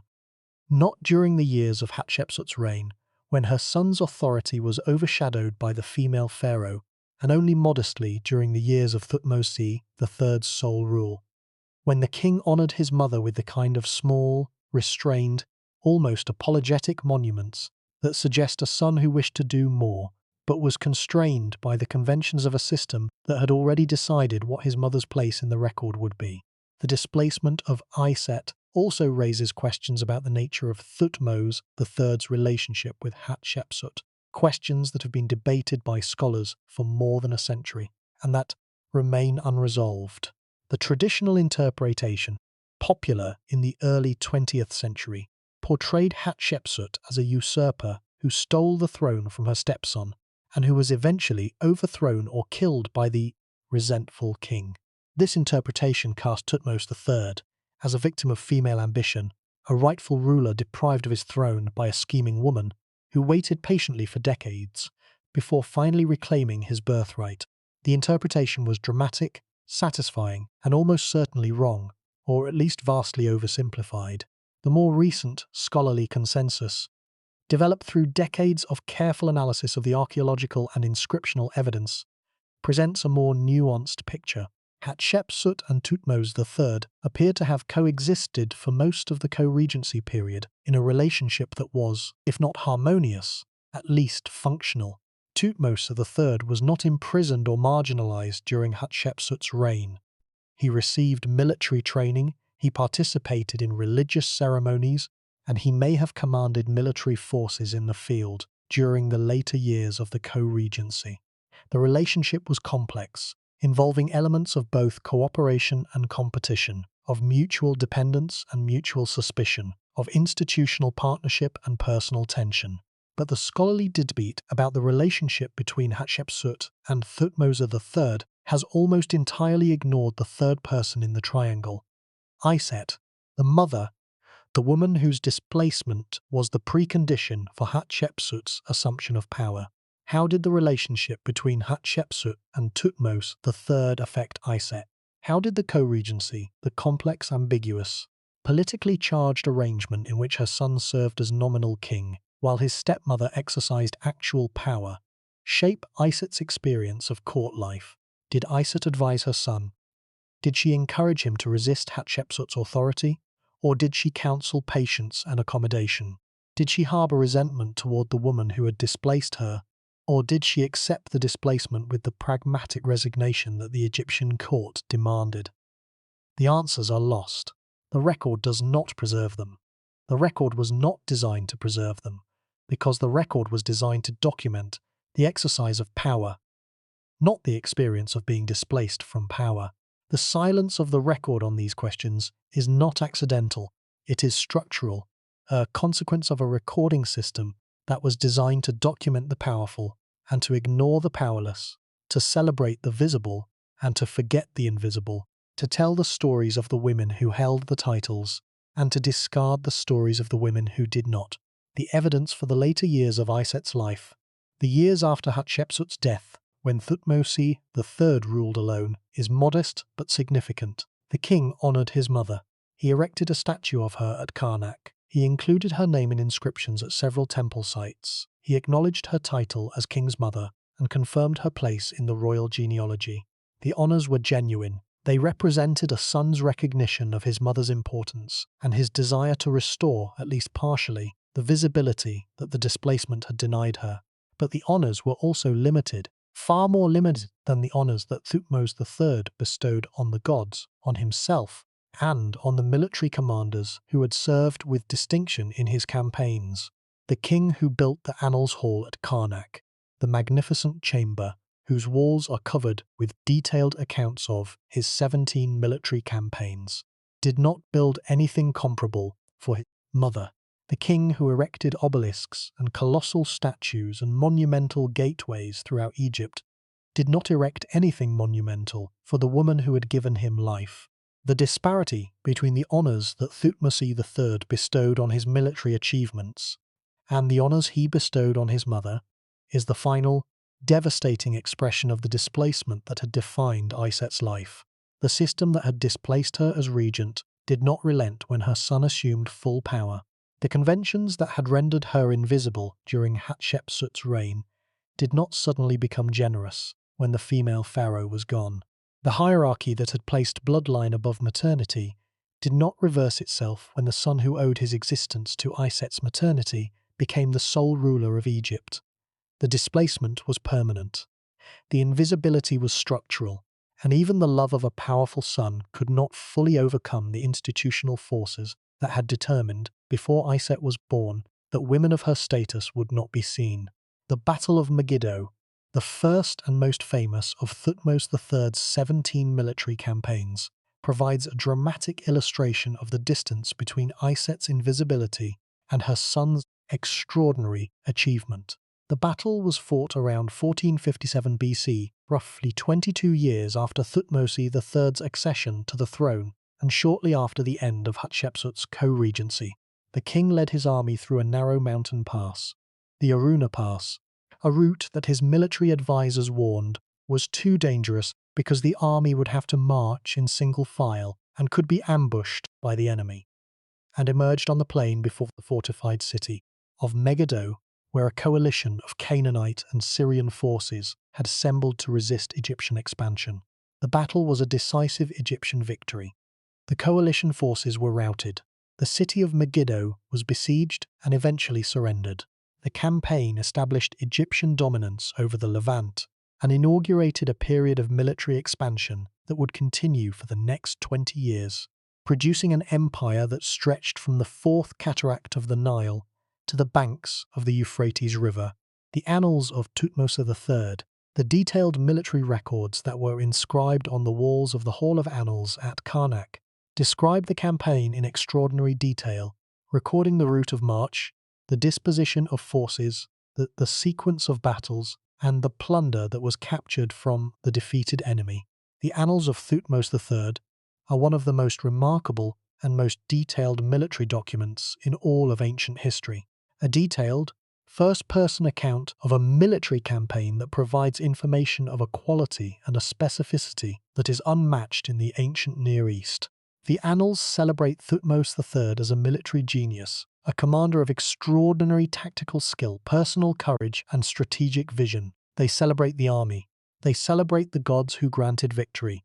They celebrate the king's officers and his soldiers. They do not mention Iset, the mother of the military genius, the woman who had produced the king whose campaigns are celebrated in such magnificent detail, is absent from the record of her son's greatest achievement.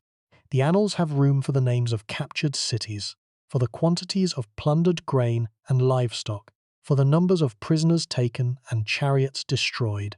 They do not have room for the name of the woman who bore the king. The omission is not personal, it is structural. The annals are a military document, not a family history. They were designed to celebrate the king's military achievements, not to document his family relationships. The conventions of the genre did not include references to the king's mother, because the conventions were designed to document the exercise of military power, and the king's mother had not exercised military power. But the structural nature of the omission does not make it less significant. It means that the most detailed and most important record of Thutmose III's reign, the document that future generations would read to understand the greatest pharaoh of the New Kingdom, was a document that did not contain his mother's name. The silence was built into the genre, and the genre determined what would be remembered. The irony is exquisite and painful. The woman who displaced Iset is the woman most celebrated for breaking barriers of female power in ancient Egypt. Hatshepsut is held up, rightly, as evidence that women could rule, build, and govern with competence. But the same achievement that makes Hatshepsut a symbol of female empowerment also makes her the instrument of Iset's displacement. Every documentary about Hatshepsut is one that does not mention Iset. Every textbook chapter on the female pharaoh does not include the displaced mother. The displacement is ongoing.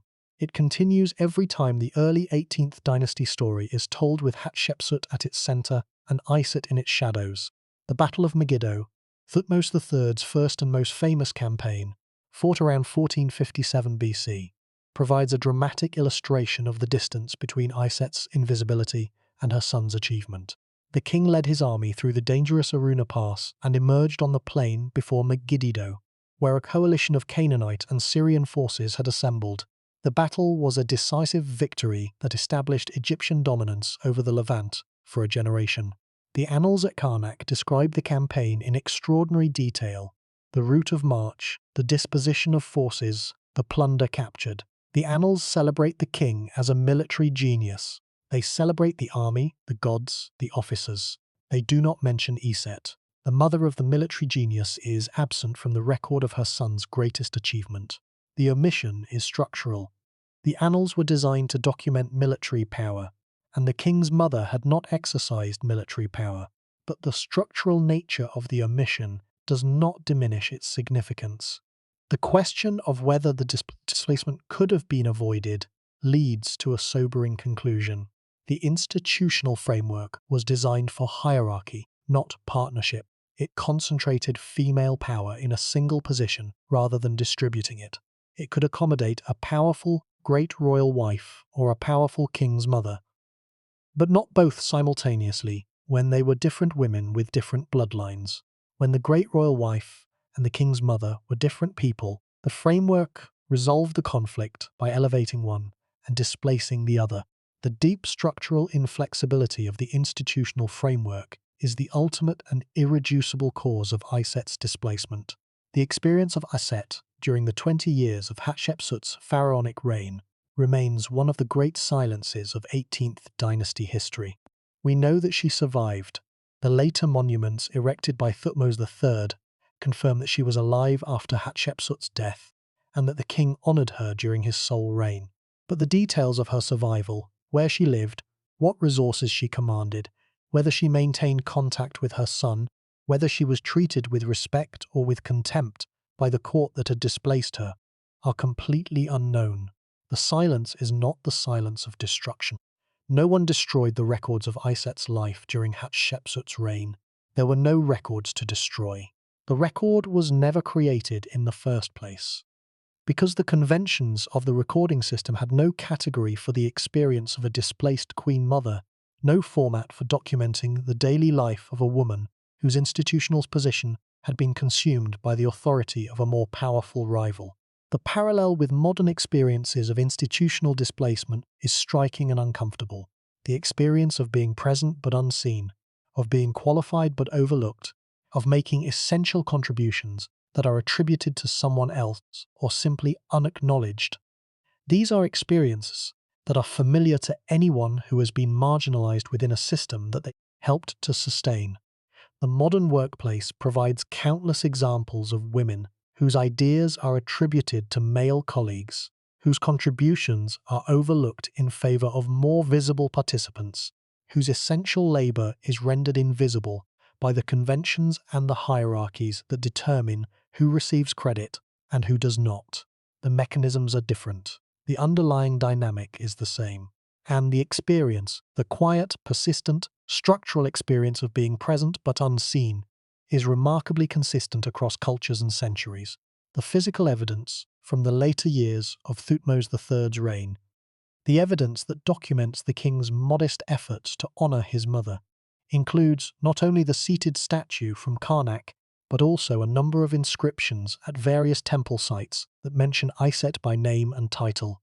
The inscriptions are brief, typically a few lines identifying the queen as king's mother and establishing her relationship to the reigning pharaoh.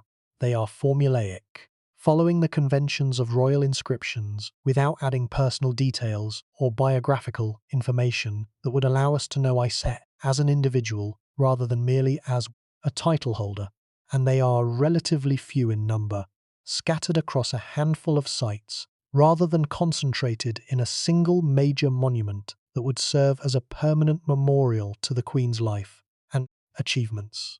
The contrast with the monuments that Thutmose III erected for the gods and for himself is once again devastating. The king built on a scale that was unprecedented in Egyptian history, expanding the temple of Amun at Karnak with new courts, new gateways, new obelisks, and the magnificent Hall of Annals that recorded his 17 military campaigns in extraordinary detail. He built temples throughout Egypt and Nubia. He erected colossal statues. He commissioned works of art of the highest quality. And for his mother, the woman who had given him life, whose biological contribution to the dynasty was the most consequential act of any woman of the 18th dynasty, he erected a small statue and inscribed a few brief texts. The disparity is the final physical expression of the displacement that had defined Iset's life from the moment of her son's accession to the throne. The question of Thutmose III's feelings toward his mother, his understanding of her displacement, his desire to honour her, the tensions between filial piety and institutional convention that shaped his relationship with her memory is one of the most psychologically rich questions in 18th dynasty studies, and one of the least answerable from the surviving evidence. The modest honors he bestowed upon her after Hatshepsut's death speak to a genuine desire to acknowledge the woman who had given him life. But the modesty of those honors speaks equally to the constraints within which even a powerful pharaoh operated, the constraints of a system that had already determined what Iset's place in the record would be, and that did not easily accommodate retroactive corrections. The decision to erase Hatshepsut's name and image from certain monuments, a process that Thutmose III initiated roughly 20 years after Hatshepsut's death, has often been interpreted as an act of personal revenge by a resentful stepson against the woman who had overshadowed his early reign. But more recent scholarship has suggested that the erasure was motivated by dynastic and theological considerations rather than by personal animosity, that Thutmose III was concerned with regularizing the succession, with ensuring that the royal lineage passed cleanly from Thutmose II to Thutmose III, without the anomaly of a female pharaoh intervening in the sequence. The erasure of Hatshepsut was, in this interpretation, an act of institutional maintenance rather than personal vendetta, an attempt to restore the normative pattern of male succession that the Egyptian theological system required. But here is the question that this interpretation raises, a question that connects directly to Iset's story. If Thutmose III was concerned with regularizing the succession and eliminating the anomaly of Hatshepsut's reign, why did he not simultaneously elevate his mother's memory, restoring Iset to the position she should have held, honoring her with monuments commensurate with her importance as the woman who had produced the legitimate heir, and correcting the displacement that Hatshepsut's assumption of power had imposed? The answer is revealing. The conventions of the system did not permit it. The hierarchy of titles remained in force. The theology of bloodline remained in force. The institutional framework that had displaced Iset in the first place remained intact, even after the woman who had benefited from the displacement was gone. The displacement was permanent, not because anyone wished it to be permanent, but because the system that had produced it continued to operate with the same logic and the same assumptions, regardless of the changes in the individuals who occupied its positions. The permanence of the displacement is perhaps the most sobering lesson of Iset's story. The displacement was not a temporary condition that could be reversed when circumstances changed. It was a permanent condition, embedded in the conventions of the record, inscribed in the hierarchy of titles, and maintained by the institutional inertia of a system that did not easily accommodate retrospective corrections to its own categories. Thutmose III could honor his mother. He could erect a statue. He could inscribe her name. But he could not undo the displacement. He could not retroactively give her the regency she should have held. He could not rewrite the record to include her in the narrative of the early 18th dynasty from which she had been excluded. The displacement was done. The record was set, and no amount of filial devotion could change what the system had already determined.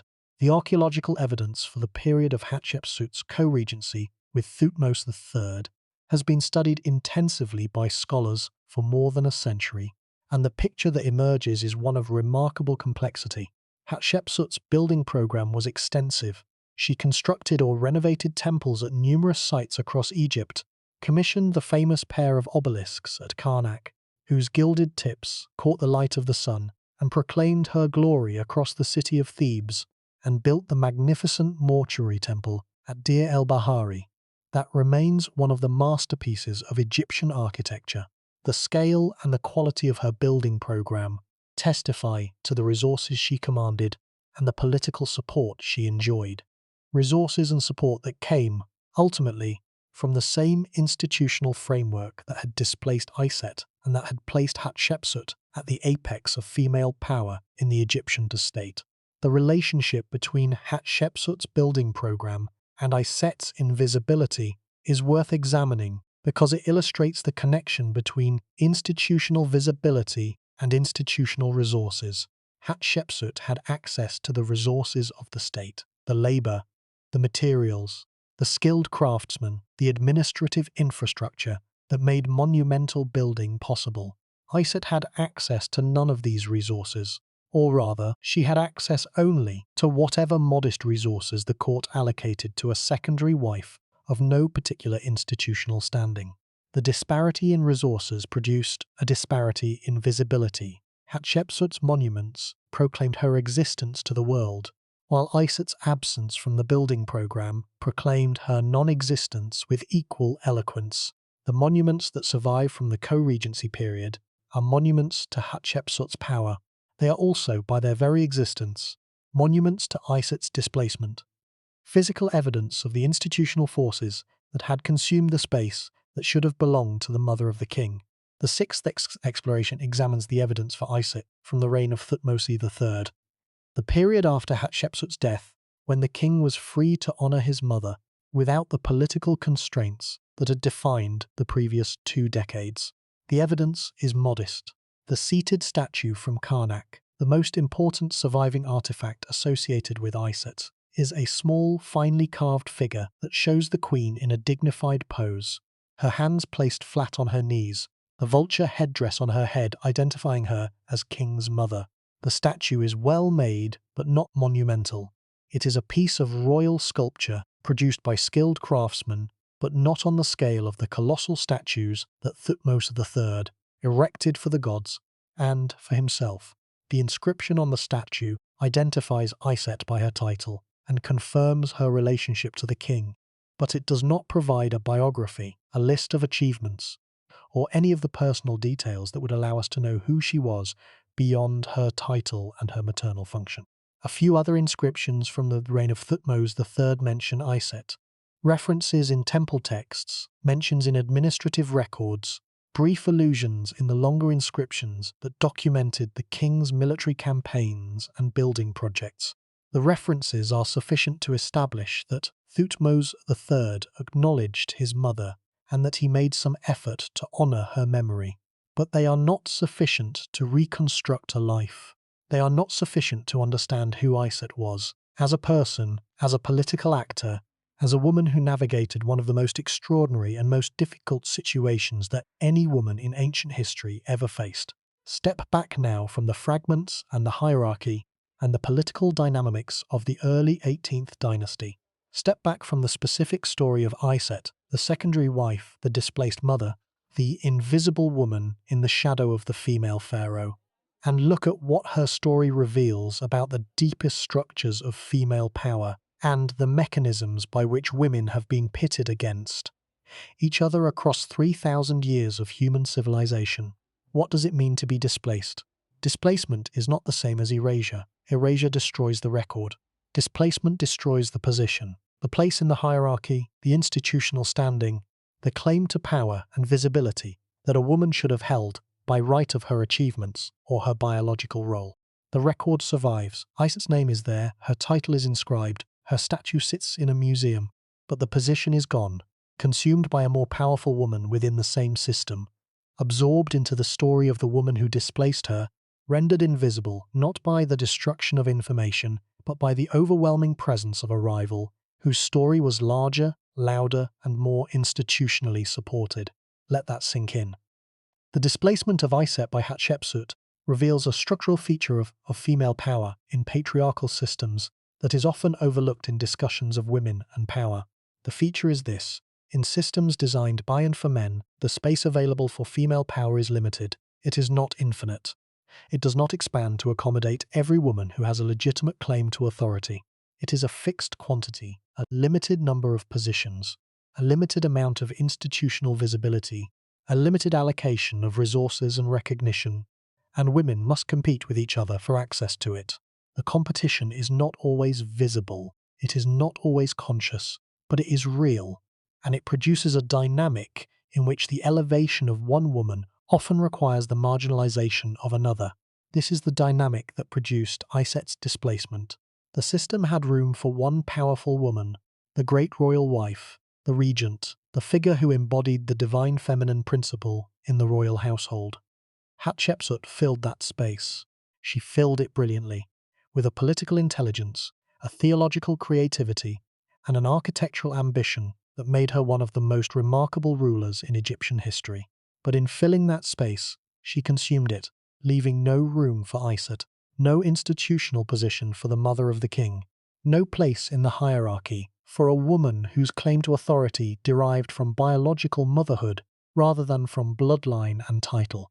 The dynamic is not unique to ancient Egypt. It is visible in every patriarchal system that has ever existed, in the royal courts of medieval Europe, where queens and queen mothers competed for influence over kings, in the harems of the Ottoman and Mughal empires, where women fought for the favor of the sultan and the advancement of their sons, in the modern corporate world, where the scarcity of senior positions for women creates competition among women for limited number of slots rather than expanding the system to accommodate all qualified candidates. The specific mechanisms differ. The underlying dynamic is the same. The system creates a limited space for female power. Women compete for access to that space, and the competition produces winners and losers. Women who are elevated and women who are displaced. Women who are celebrated and women who are forgotten. The structural nature of displacement makes it particularly resistant to correction. Individual acts of cruelty can be condemned. Structural patterns persist because they are embedded in conventions and hierarchies that govern institutions. Correcting a structural pattern requires changing the structure itself, not merely the behavior of individuals within it. The structure that displaced Iset continued to operate as designed for the remaining 1500 years of pharaonic history. The relationship between Iset's story and the other women in this series is one of complementarity. Each woman represents a different form of erasure, a different mechanism of forgetting. Iset's form, displacement, reveals most clearly the dynamics of competition among women within patriarchal systems. It shows most starkly how limited the space for female power has been, and it challenges most directly the assumption that celebrating exceptional women is sufficient to address the structural inequalities that produce the displacement of ordinary ones.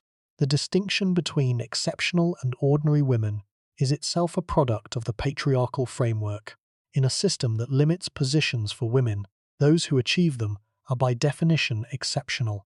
Their celebration is deserved, but it also serves the system, implying that the problem is individual achievement rather than structural design, that the solution is more exceptional women rather than more positions, and that the system is sound, even though it systematically marginalizes the majority. Iset's story challenges this implication. The system was not sound. The limitation of positions was a design choice that could have been made differently.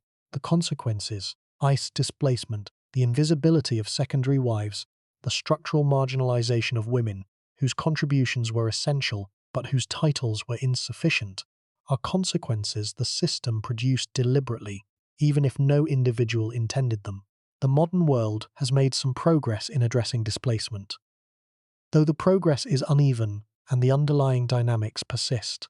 The expansion of positions available to women in professional and political contexts has reduced the zero-sum nature of the competition that produced Iset's marginalization. But the expansion has not eliminated the competition entirely.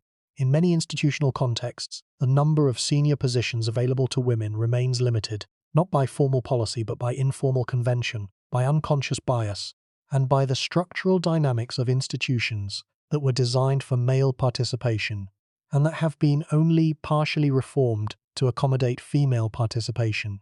The persistence of displacement dynamics in the modern world gives Iset's story a contemporary relevance that extends far beyond the academic study of ancient Egypt.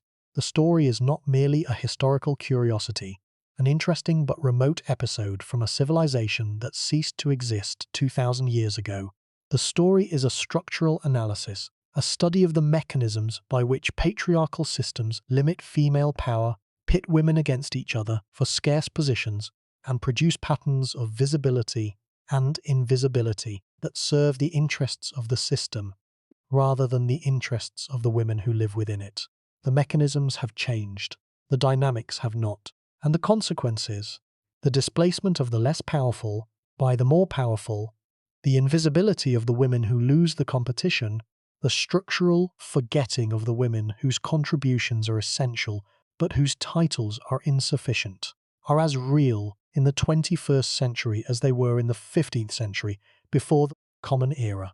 The question of agency, of Iset's own role in her displacement and her response to it, is one that the record does not allow us to address, but that honesty requires us to acknowledge.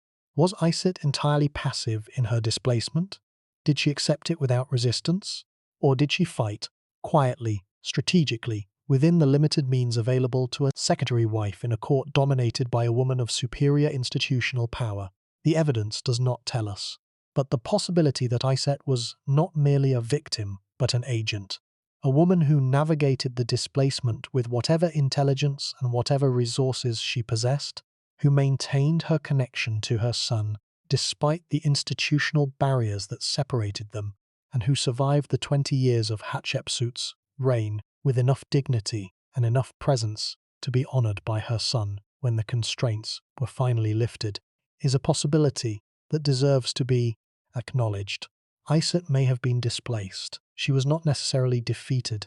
The distinction matters because it preserves the possibility that even within the constraints of a system designed to marginalize her, Iset exercised the kind of quiet, persistent, survival-oriented agency that women in patriarchal systems have always exercised, and that the recording systems of those societies have always failed to document. The silence of the record about Iset's agency is itself the final and most devastating expression of the displacement. The record does not merely fail to document Iset's achievements. It fails to document her resistance. It fails to document her survival. It fails to document the strategies, the compromises, the daily acts of endurance and adaptation that must have constituted her life during the 20 years of her marginalization. The record presents Iset as an absence, a gap, a void, a woman-shaped hole in the narrative. But absences are not palpable. Voids do not have experiences. Gaps do not suffer. Iset was not an absence. She was a presence, a real, living, breathing, feeling woman who endured an extraordinary situation with whatever resources she possessed, and who emerged from that situation with her identity, her title, and her connection to her son intact. The record does not tell this story. But the story happened. And the failure of the record to tell it is the most complete expression of the displacement that this series has documented. The modern concept of intersectionality, the recognition that different forms of disadvantage interact and compound each other, provides a useful framework for understanding Iset's situation. Iset was disadvantaged not by a single factor, but by the intersection of multiple factors. Her status as a secondary wife, her lack of prestigious titles, her non-membership in the senior royal bloodline, and the conventions of a recording system that was designed to document the activities of the highest-ranking women and to ignore everyone else. Each of these factors, taken individually, might have been manageable. Taken together, they produced a situation of comprehensive and irreversible marginalization. A situation in which Iset's biological achievement of producing the heir to the throne was completely overshadowed by her institutional deficiencies. The concept of intersectionality also illuminates the relationship between Iset and Hatshepsut, not as a personal rivalry between two women, but as a structural interaction between different positions within the same hierarchical system. Hatshepsut occupied a position of multiple advantage: royal bloodline, prestigious title, independent institutional base, access to the resources of the state. Iset occupied a position of multiple disadvantage: non-royal bloodline, subordinate title, no independent institutional base, no access to state resources beyond what the court chose to provide. The interaction between these positions produced the displacement, not because either woman chose it, but because the structure of the system made it inevitable. The woman with multiple advantages was elevated. The woman with multiple disadvantages was displaced. And the system, the hierarchy of titles, the theology of bloodline, the conventions of the record, functioned exactly as designed. The recognition that displacement is structural rather than personal has implications for how we assign moral responsibility for Iset's situation. Hatshepsut was not a villain. She did not set out to harm Iset. She did not deliberately plot to steal the regency from the king's mother. She operated within a system that gave her certain advantages and that produced certain outcomes when those advantages were exercised. The responsibility for Iset's displacement lies not with Hatshepsut as an individual, but with the system as a structure, with the hierarchy that ranked women by bloodline rather than by achievement, with the theology that valued descent over maternity, and with the conventions that determined which women were documented and which were not. The system is the villain of this story, not any individual woman within it. The dynamics of displacement also illuminate the question of solidarity, the question of whether the women within the system supported each other or competed against each other, whether they recognized their shared interests or were too absorbed in the competition for scarce positions to see beyond their individual circumstances. The evidence from the Egyptian court does not allow us to answer this question directly. The record does not document the relationships between the women of the royal household with anything like the detail that would be needed to reconstruct the dynamics of female solidarity or female competition. But the structural analysis suggests that the system was designed to produce competition rather than solidarity, to pit women against each other for access to limited positions rather than to encourage them to cooperate in challenging the limitations themselves. The hierarchy of titles, the theology of bloodline, the conventions of the recording system, all of these created conditions under which women's interests were structurally opposed to each other, under which one woman's gain was another woman's loss, and under which the system benefited from the competition among women by maintaining its own authority as the arbiter of which women would be elevated and which would be displaced.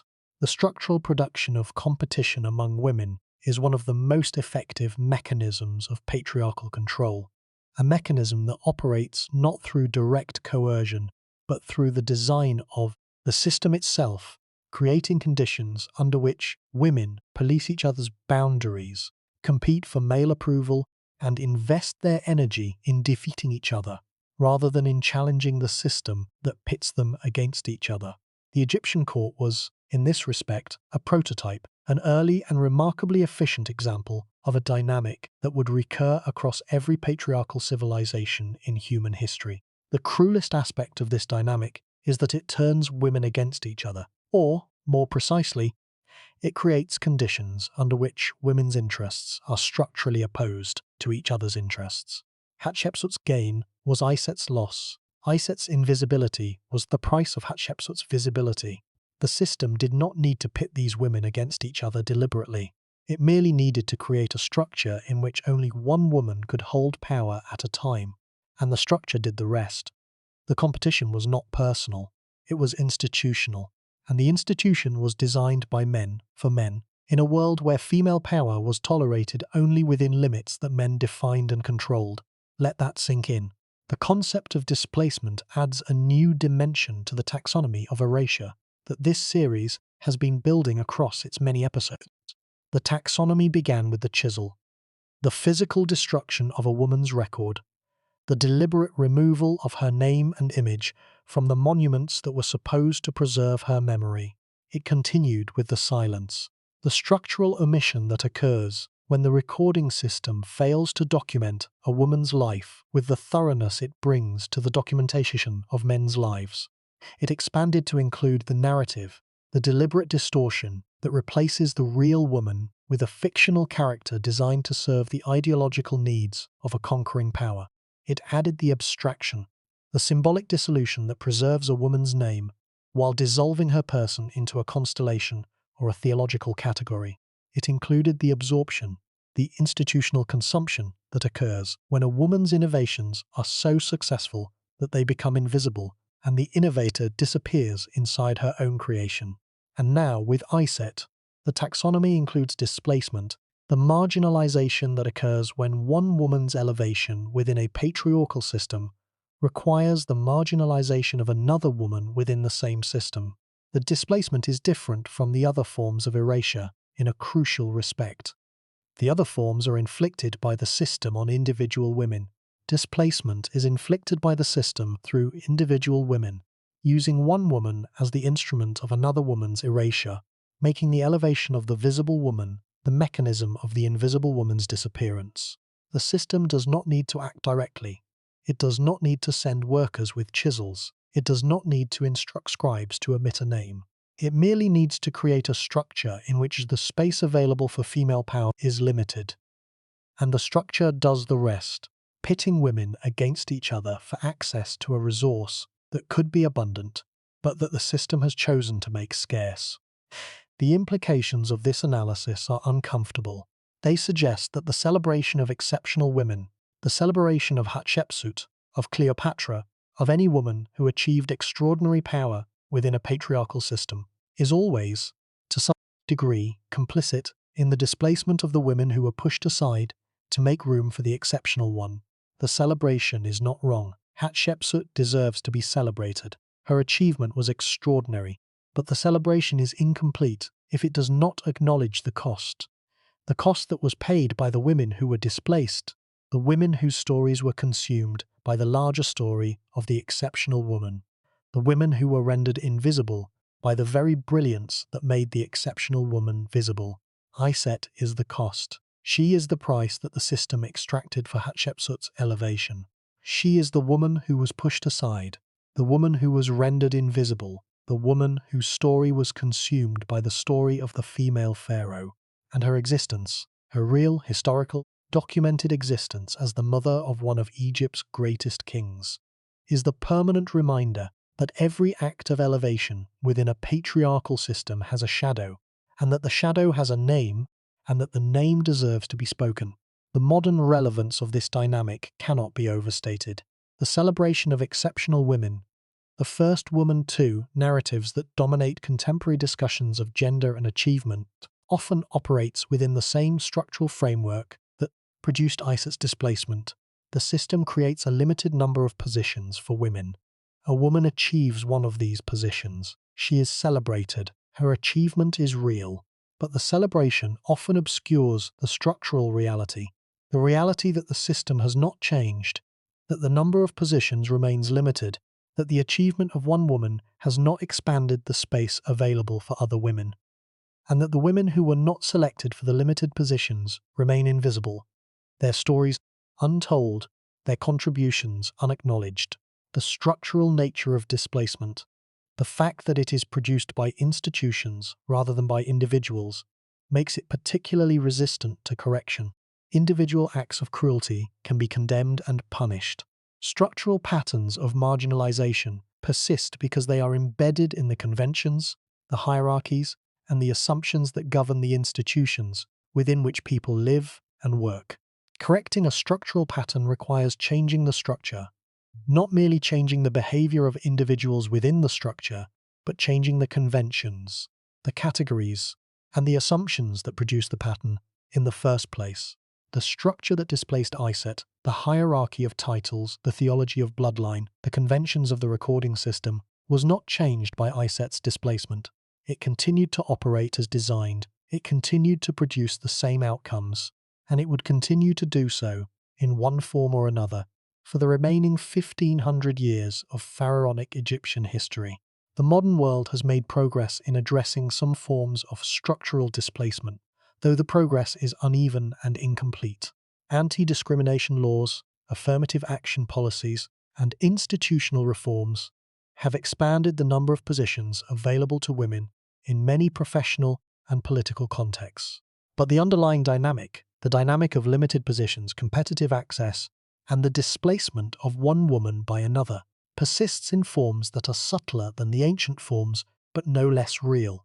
The corporate world, the academic world, the political world, all of these continue to exhibit the pattern of limited positions and competitive displacement that Iset's story exemplifies.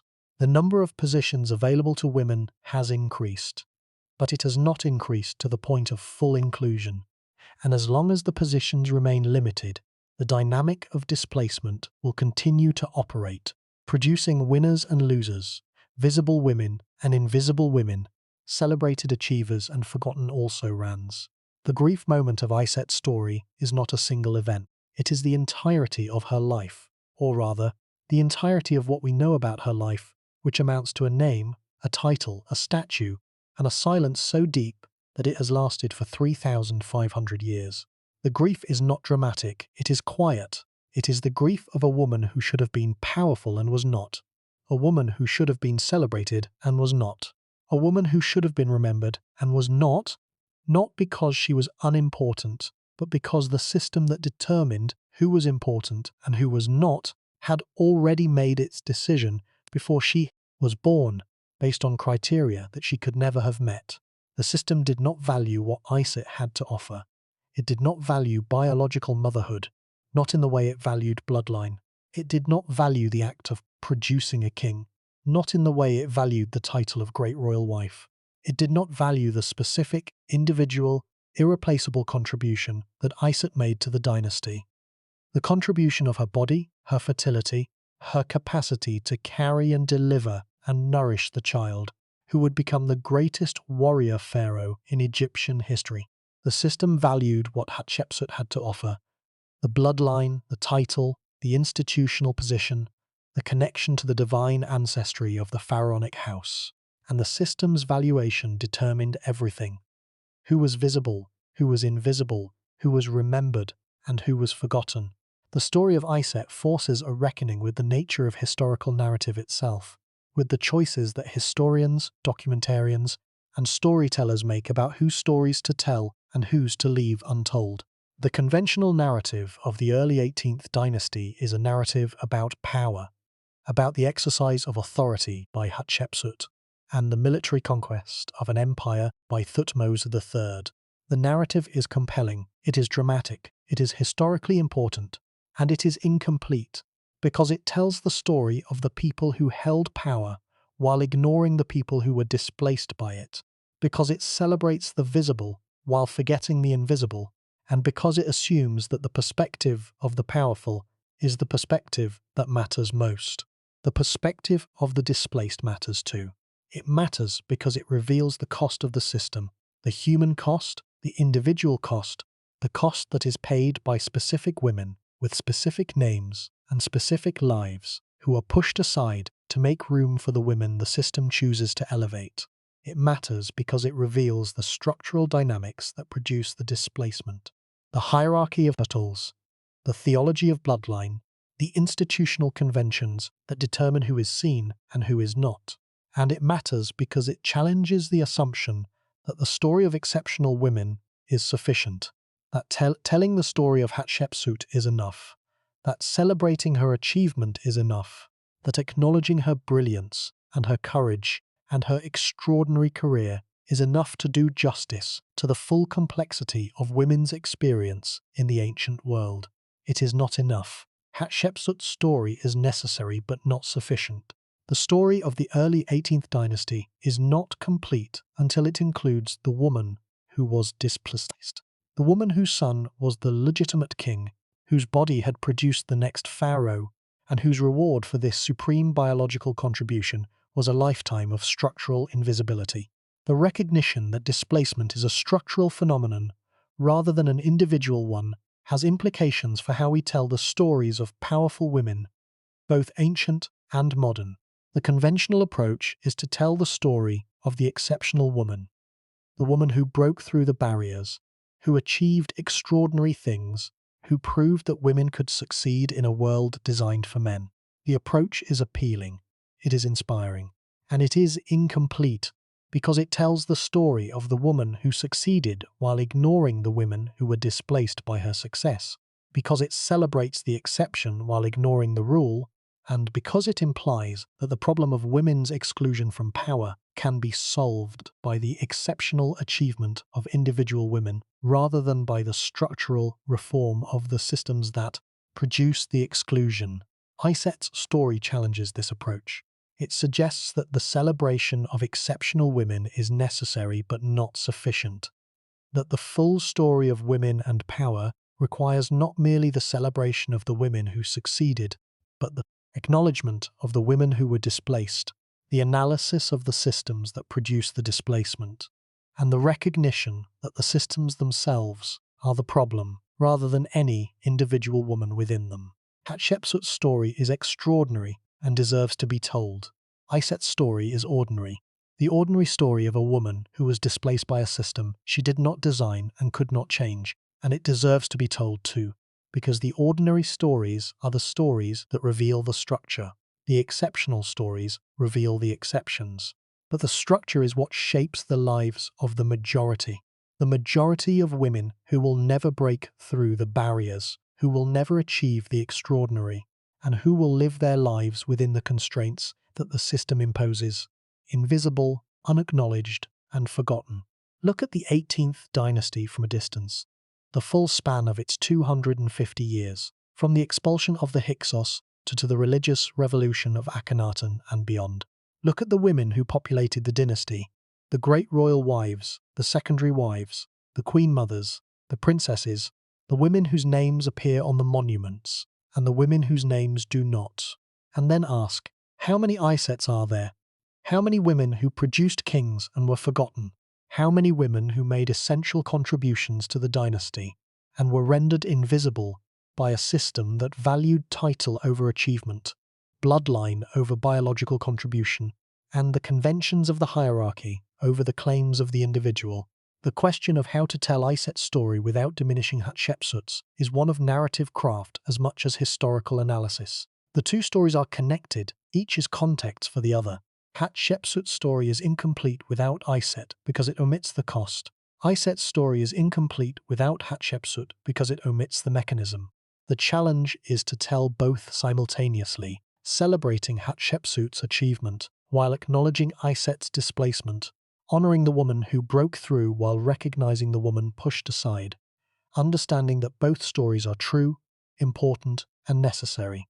The implications for modern storytelling are direct. Every story of a barrier-breaking woman is also potentially a displacement story, celebrating the exception while ignoring the rule. The challenge for modern storytellers mirrors the ancient one, finding ways to tell stories of exceptional women that do not perpetuate the displacement of ordinary ones, celebrating individual achievement without implying it is sufficient, and acknowledging that structures producing exceptional women are the same ones producing invisible women. Iset's evidence is modest. A statue, a title, a few inscriptions, enough to establish her existence and her biological contribution, not enough to reconstruct a life or know who she was as a person, but enough to know she was there, that the early 18th dynasty included a woman whose displacement is the untold story behind one of history's most celebrated achievements in female power. The responsibility of the storyteller, the historian, the documentarian, the educator, is to resist the displacement, not to diminish Hatshepsut's achievement.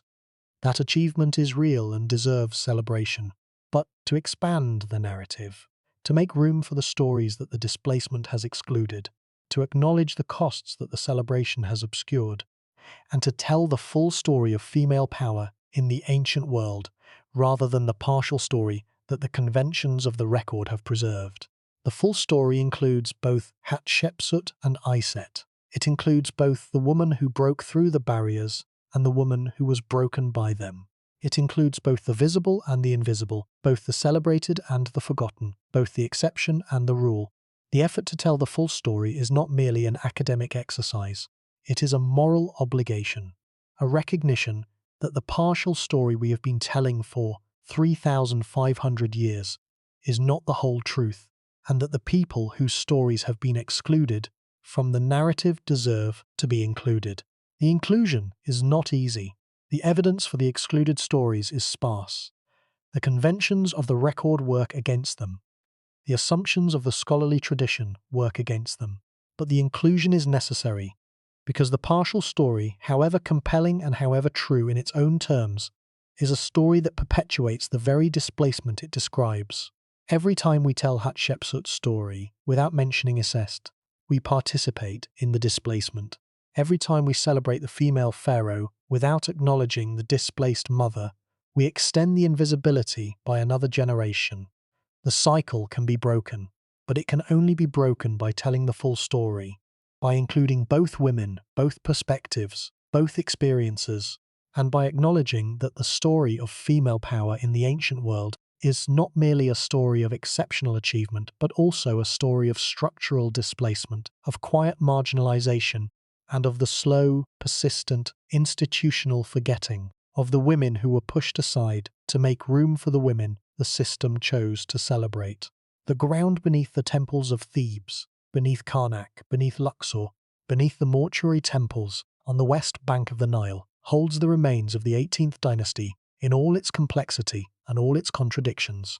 The ground holds the foundations of Hatshepsut's monuments. It holds the foundations of Thutmose III's monuments, and it holds, somewhere in its depths, the evidence of the lives that the monuments do not commemorate, the lives of the secondary wives, the displaced mothers, the women whose contributions to the dynasty were essential, but whose institutional positions were insufficient to guarantee their preservation in the record. Iset is one of these women. She is the most important of them, because her son was the most important king of the 18th dynasty, and because her displacement by the most famous female pharaoh in Egyptian history makes her story the most dramatic illustration of the dynamics that affected all of them. But she is not the only one. The pattern of displacement that her story exemplifies was a structural feature of the Egyptian court, a feature that operated in every reign, in every dynasty, producing winners and losers, visible women and invisible women, documented queens and undocumented mothers, across 3,000 years of pharaonic civilization. The answer is, we do not know. And that is precisely the point. The system that displaced Iset did not produce a record of its displacement. It did not document the women it marginalized. It did not preserve the names of the secondary wives whose sons became kings, but whose own status was insufficient to guarantee their visibility in the record.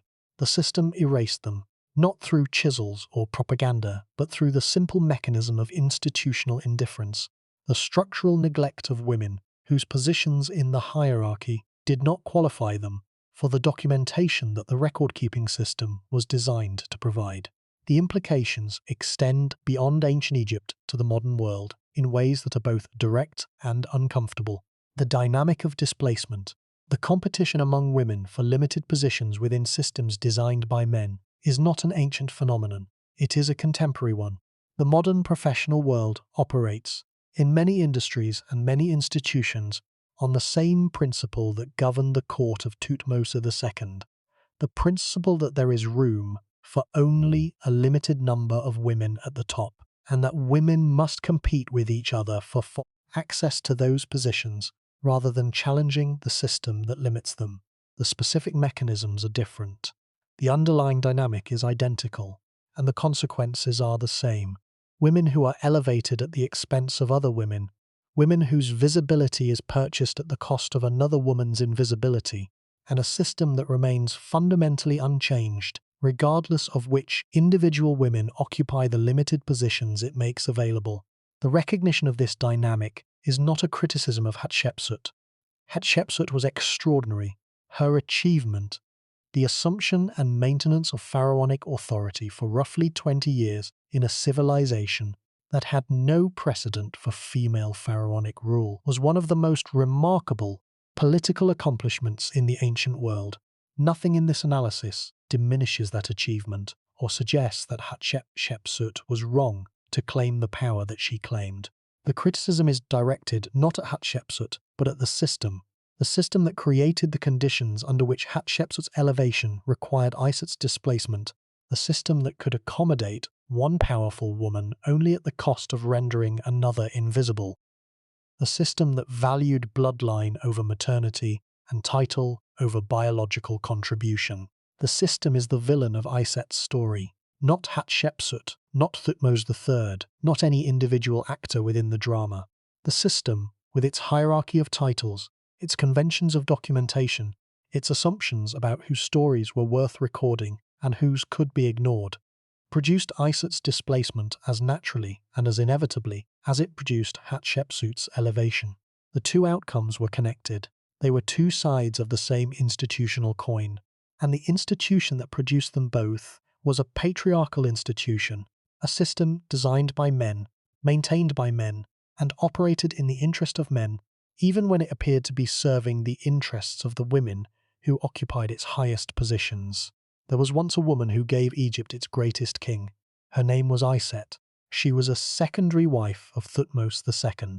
a woman whose position in the royal household was defined not by her abilities or her achievements, but by the accident of her birth, the modesty of her bloodline, and the hierarchy of a court that measured women's value by their descent rather than by their contributions. She bore a son. The son was named Thutmose III. He would become the greatest warrior pharaoh in Egyptian history, a king who conquered an empire, who built temples that still stand, who commanded armies that marched from the cataracts of the Nile to the banks of the Euphrates. And his mother was forgotten, not erased. Her name survives on a modest statue at Karnak, on a handful of inscriptions from her son's long and glorious reign. Not silenced, the record acknowledges her existence, notes her title, confirms her biological relationship to the king, not distorted or abstracted or absorbed, displaced, pushed aside by a woman of superior bloodline and superior institutional position, rendered invisible not by the destruction of information, but by the overwhelming presence of a rival whose stories consumed all the space in the record, all the attention of the scribes, all the interest of the historians, and all the oxygen in the room. Hatshepsut was extraordinary. This series has celebrated her achievement, but every celebration of Hatshepsut's achievement is also, whether we acknowledge it or not, a participation in Iset's displacement, because every hour spent telling Hatshepsut's story is an hour not spent telling Iset's, and every monument examined in Hatshepsut's name is a monument that does not bear Iset's. The displacement is ongoing. It has not ended. It continues every time the story of the early 18th dynasty is told, without mentioning the woman who gave it its greatest king. Until now, the question that Iset's story finally poses, the question that lingers after the fragments have been examined and the hierarchy has been analysed and the displacement has been documented, is a question about justice. Was it just? Was it fair that the conventions of the Egyptian court valued bloodline over maternity? Was it right that the hierarchy of titles placed the great royal wife above the king's mother? Was it acceptable that the system could honour one woman's claim to authority while systematically denying another's? The question is not merely academic, it is moral, a question about the values that a civilization embeds in its institutions and the consequences those values produce for the individuals who live within them. The Egyptian court did not intend to commit an injustice against Iset. The court officials who managed the transition of power after Thutmose II's death were not motivated by malice toward the king's mother. They were motivated by the logic of the system, the logic that said bloodline was more important than maternity, that title was more authoritative than biological connection, and that the conventions of the hierarchy must be followed regardless of the human cost. The injustice was structural, it was institutional. It was the product of a system that valued certain things over other things, and that produced certain outcomes as naturally and as inevitably as a river produces a current. But the fact that the injustice was structural does not make it less unjust. It makes it more, because structural injustice is harder to see, harder to name, harder to challenge, and harder to correct than individual injustice. An individual act of cruelty can be identified and condemned. A structural pattern of displacement operates beneath the level of individual consciousness, embedded in the conventions, the categories, and the assumptions that shape the system, invisible to the people who operate within the system, and perpetuated by the simple fact that the system continues to function as designed. The displacement was quiet. It was not dramatic. It did not make headlines in the ancient equivalent of the daily news. It was simply the normal operation of a normal system.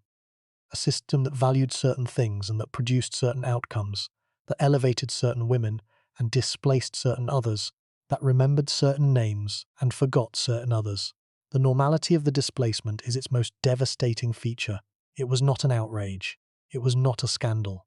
It was business as usual, the routine operation of a hierarchy that had been functioning for generations, and that would continue to function for generations more, producing the same patterns of visibility and invisibility, the same dynamics of elevation and displacement, the same structural outcomes for the same structural reasons.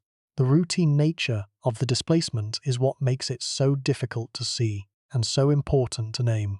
We are accustomed to looking for dramatic acts of injustice, The chisel on the stone, the propagandist's distortion, the conqueror's destruction. We are less accustomed to looking for the quiet, routine, structural injustice that operates beneath the level of drama.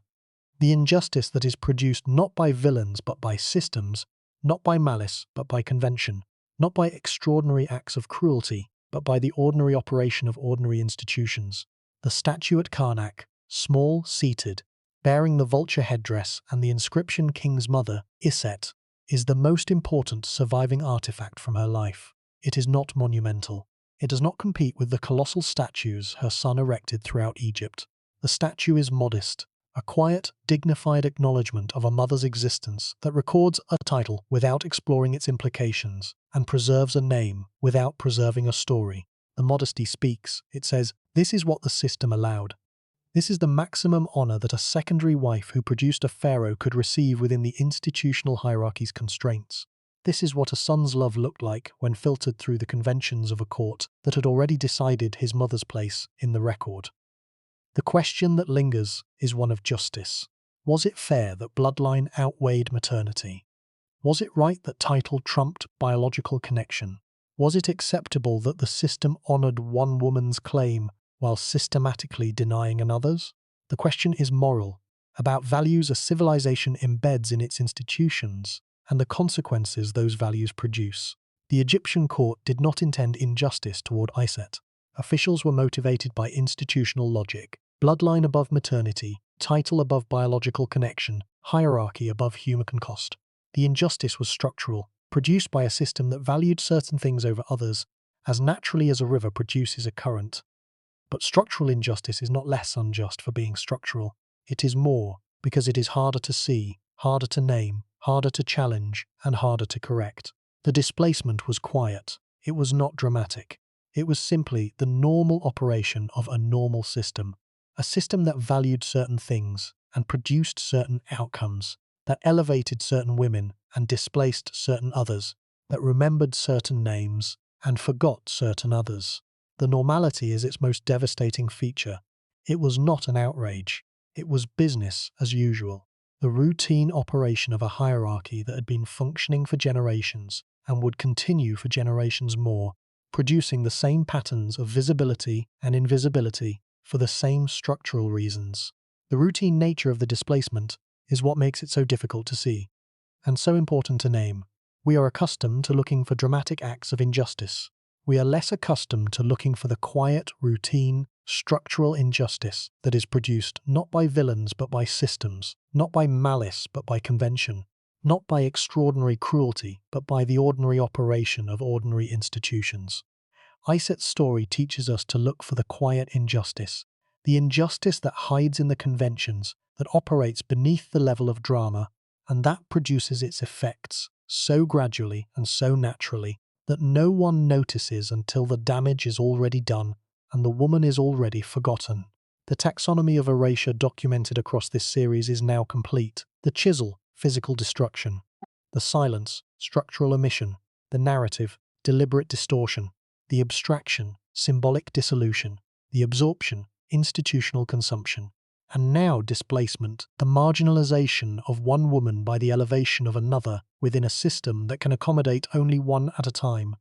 6 mechanisms, 6 forms of forgetting, 6 ways in which the achievements of women have been systematically lost across 3,000 years of one of the greatest civilizations in human history. And yet the women are still there, in the fragments, in the inscriptions, in the statues and the coins, and the ivory labels and the temple reliefs. They are still there because the record, however biased and however incomplete, could not erase them entirely. The chisel left traces. The silence left gaps that could be identified. The narrative left contradictions that could be exposed. The abstraction left names that could be reconnected to stories. The absorption left institutions that could be traced back to their creators. And the displacement left a shadow, a woman-shaped absence in the record that becomes visible the moment you know where to look. Iset is that shadow. She is the woman-shaped absence in the story of the early 18th dynasty, the mother of the greatest pharaoh, standing in the shadow of the most famous female pharaoh, invisible, not because she was unimportant, but because the system had already decided, before she was born, that women of her status would not be seen. She is seen now. Her name is spoken. Her title is acknowledged. Her contribution, the biological contribution that gave Egypt its greatest king, is recognized. And the shadow in which she has stood for 3,500 years has been, at last, illuminated. The statue at Karnak is still there. The inscription still reads, "The king's mother, Iset." And the king she mothered still stands, in stone, in the record, in the memory of a civilization that remembers its conquerors but forgets the women who bore them. She bore a conqueror. She deserves to be remembered.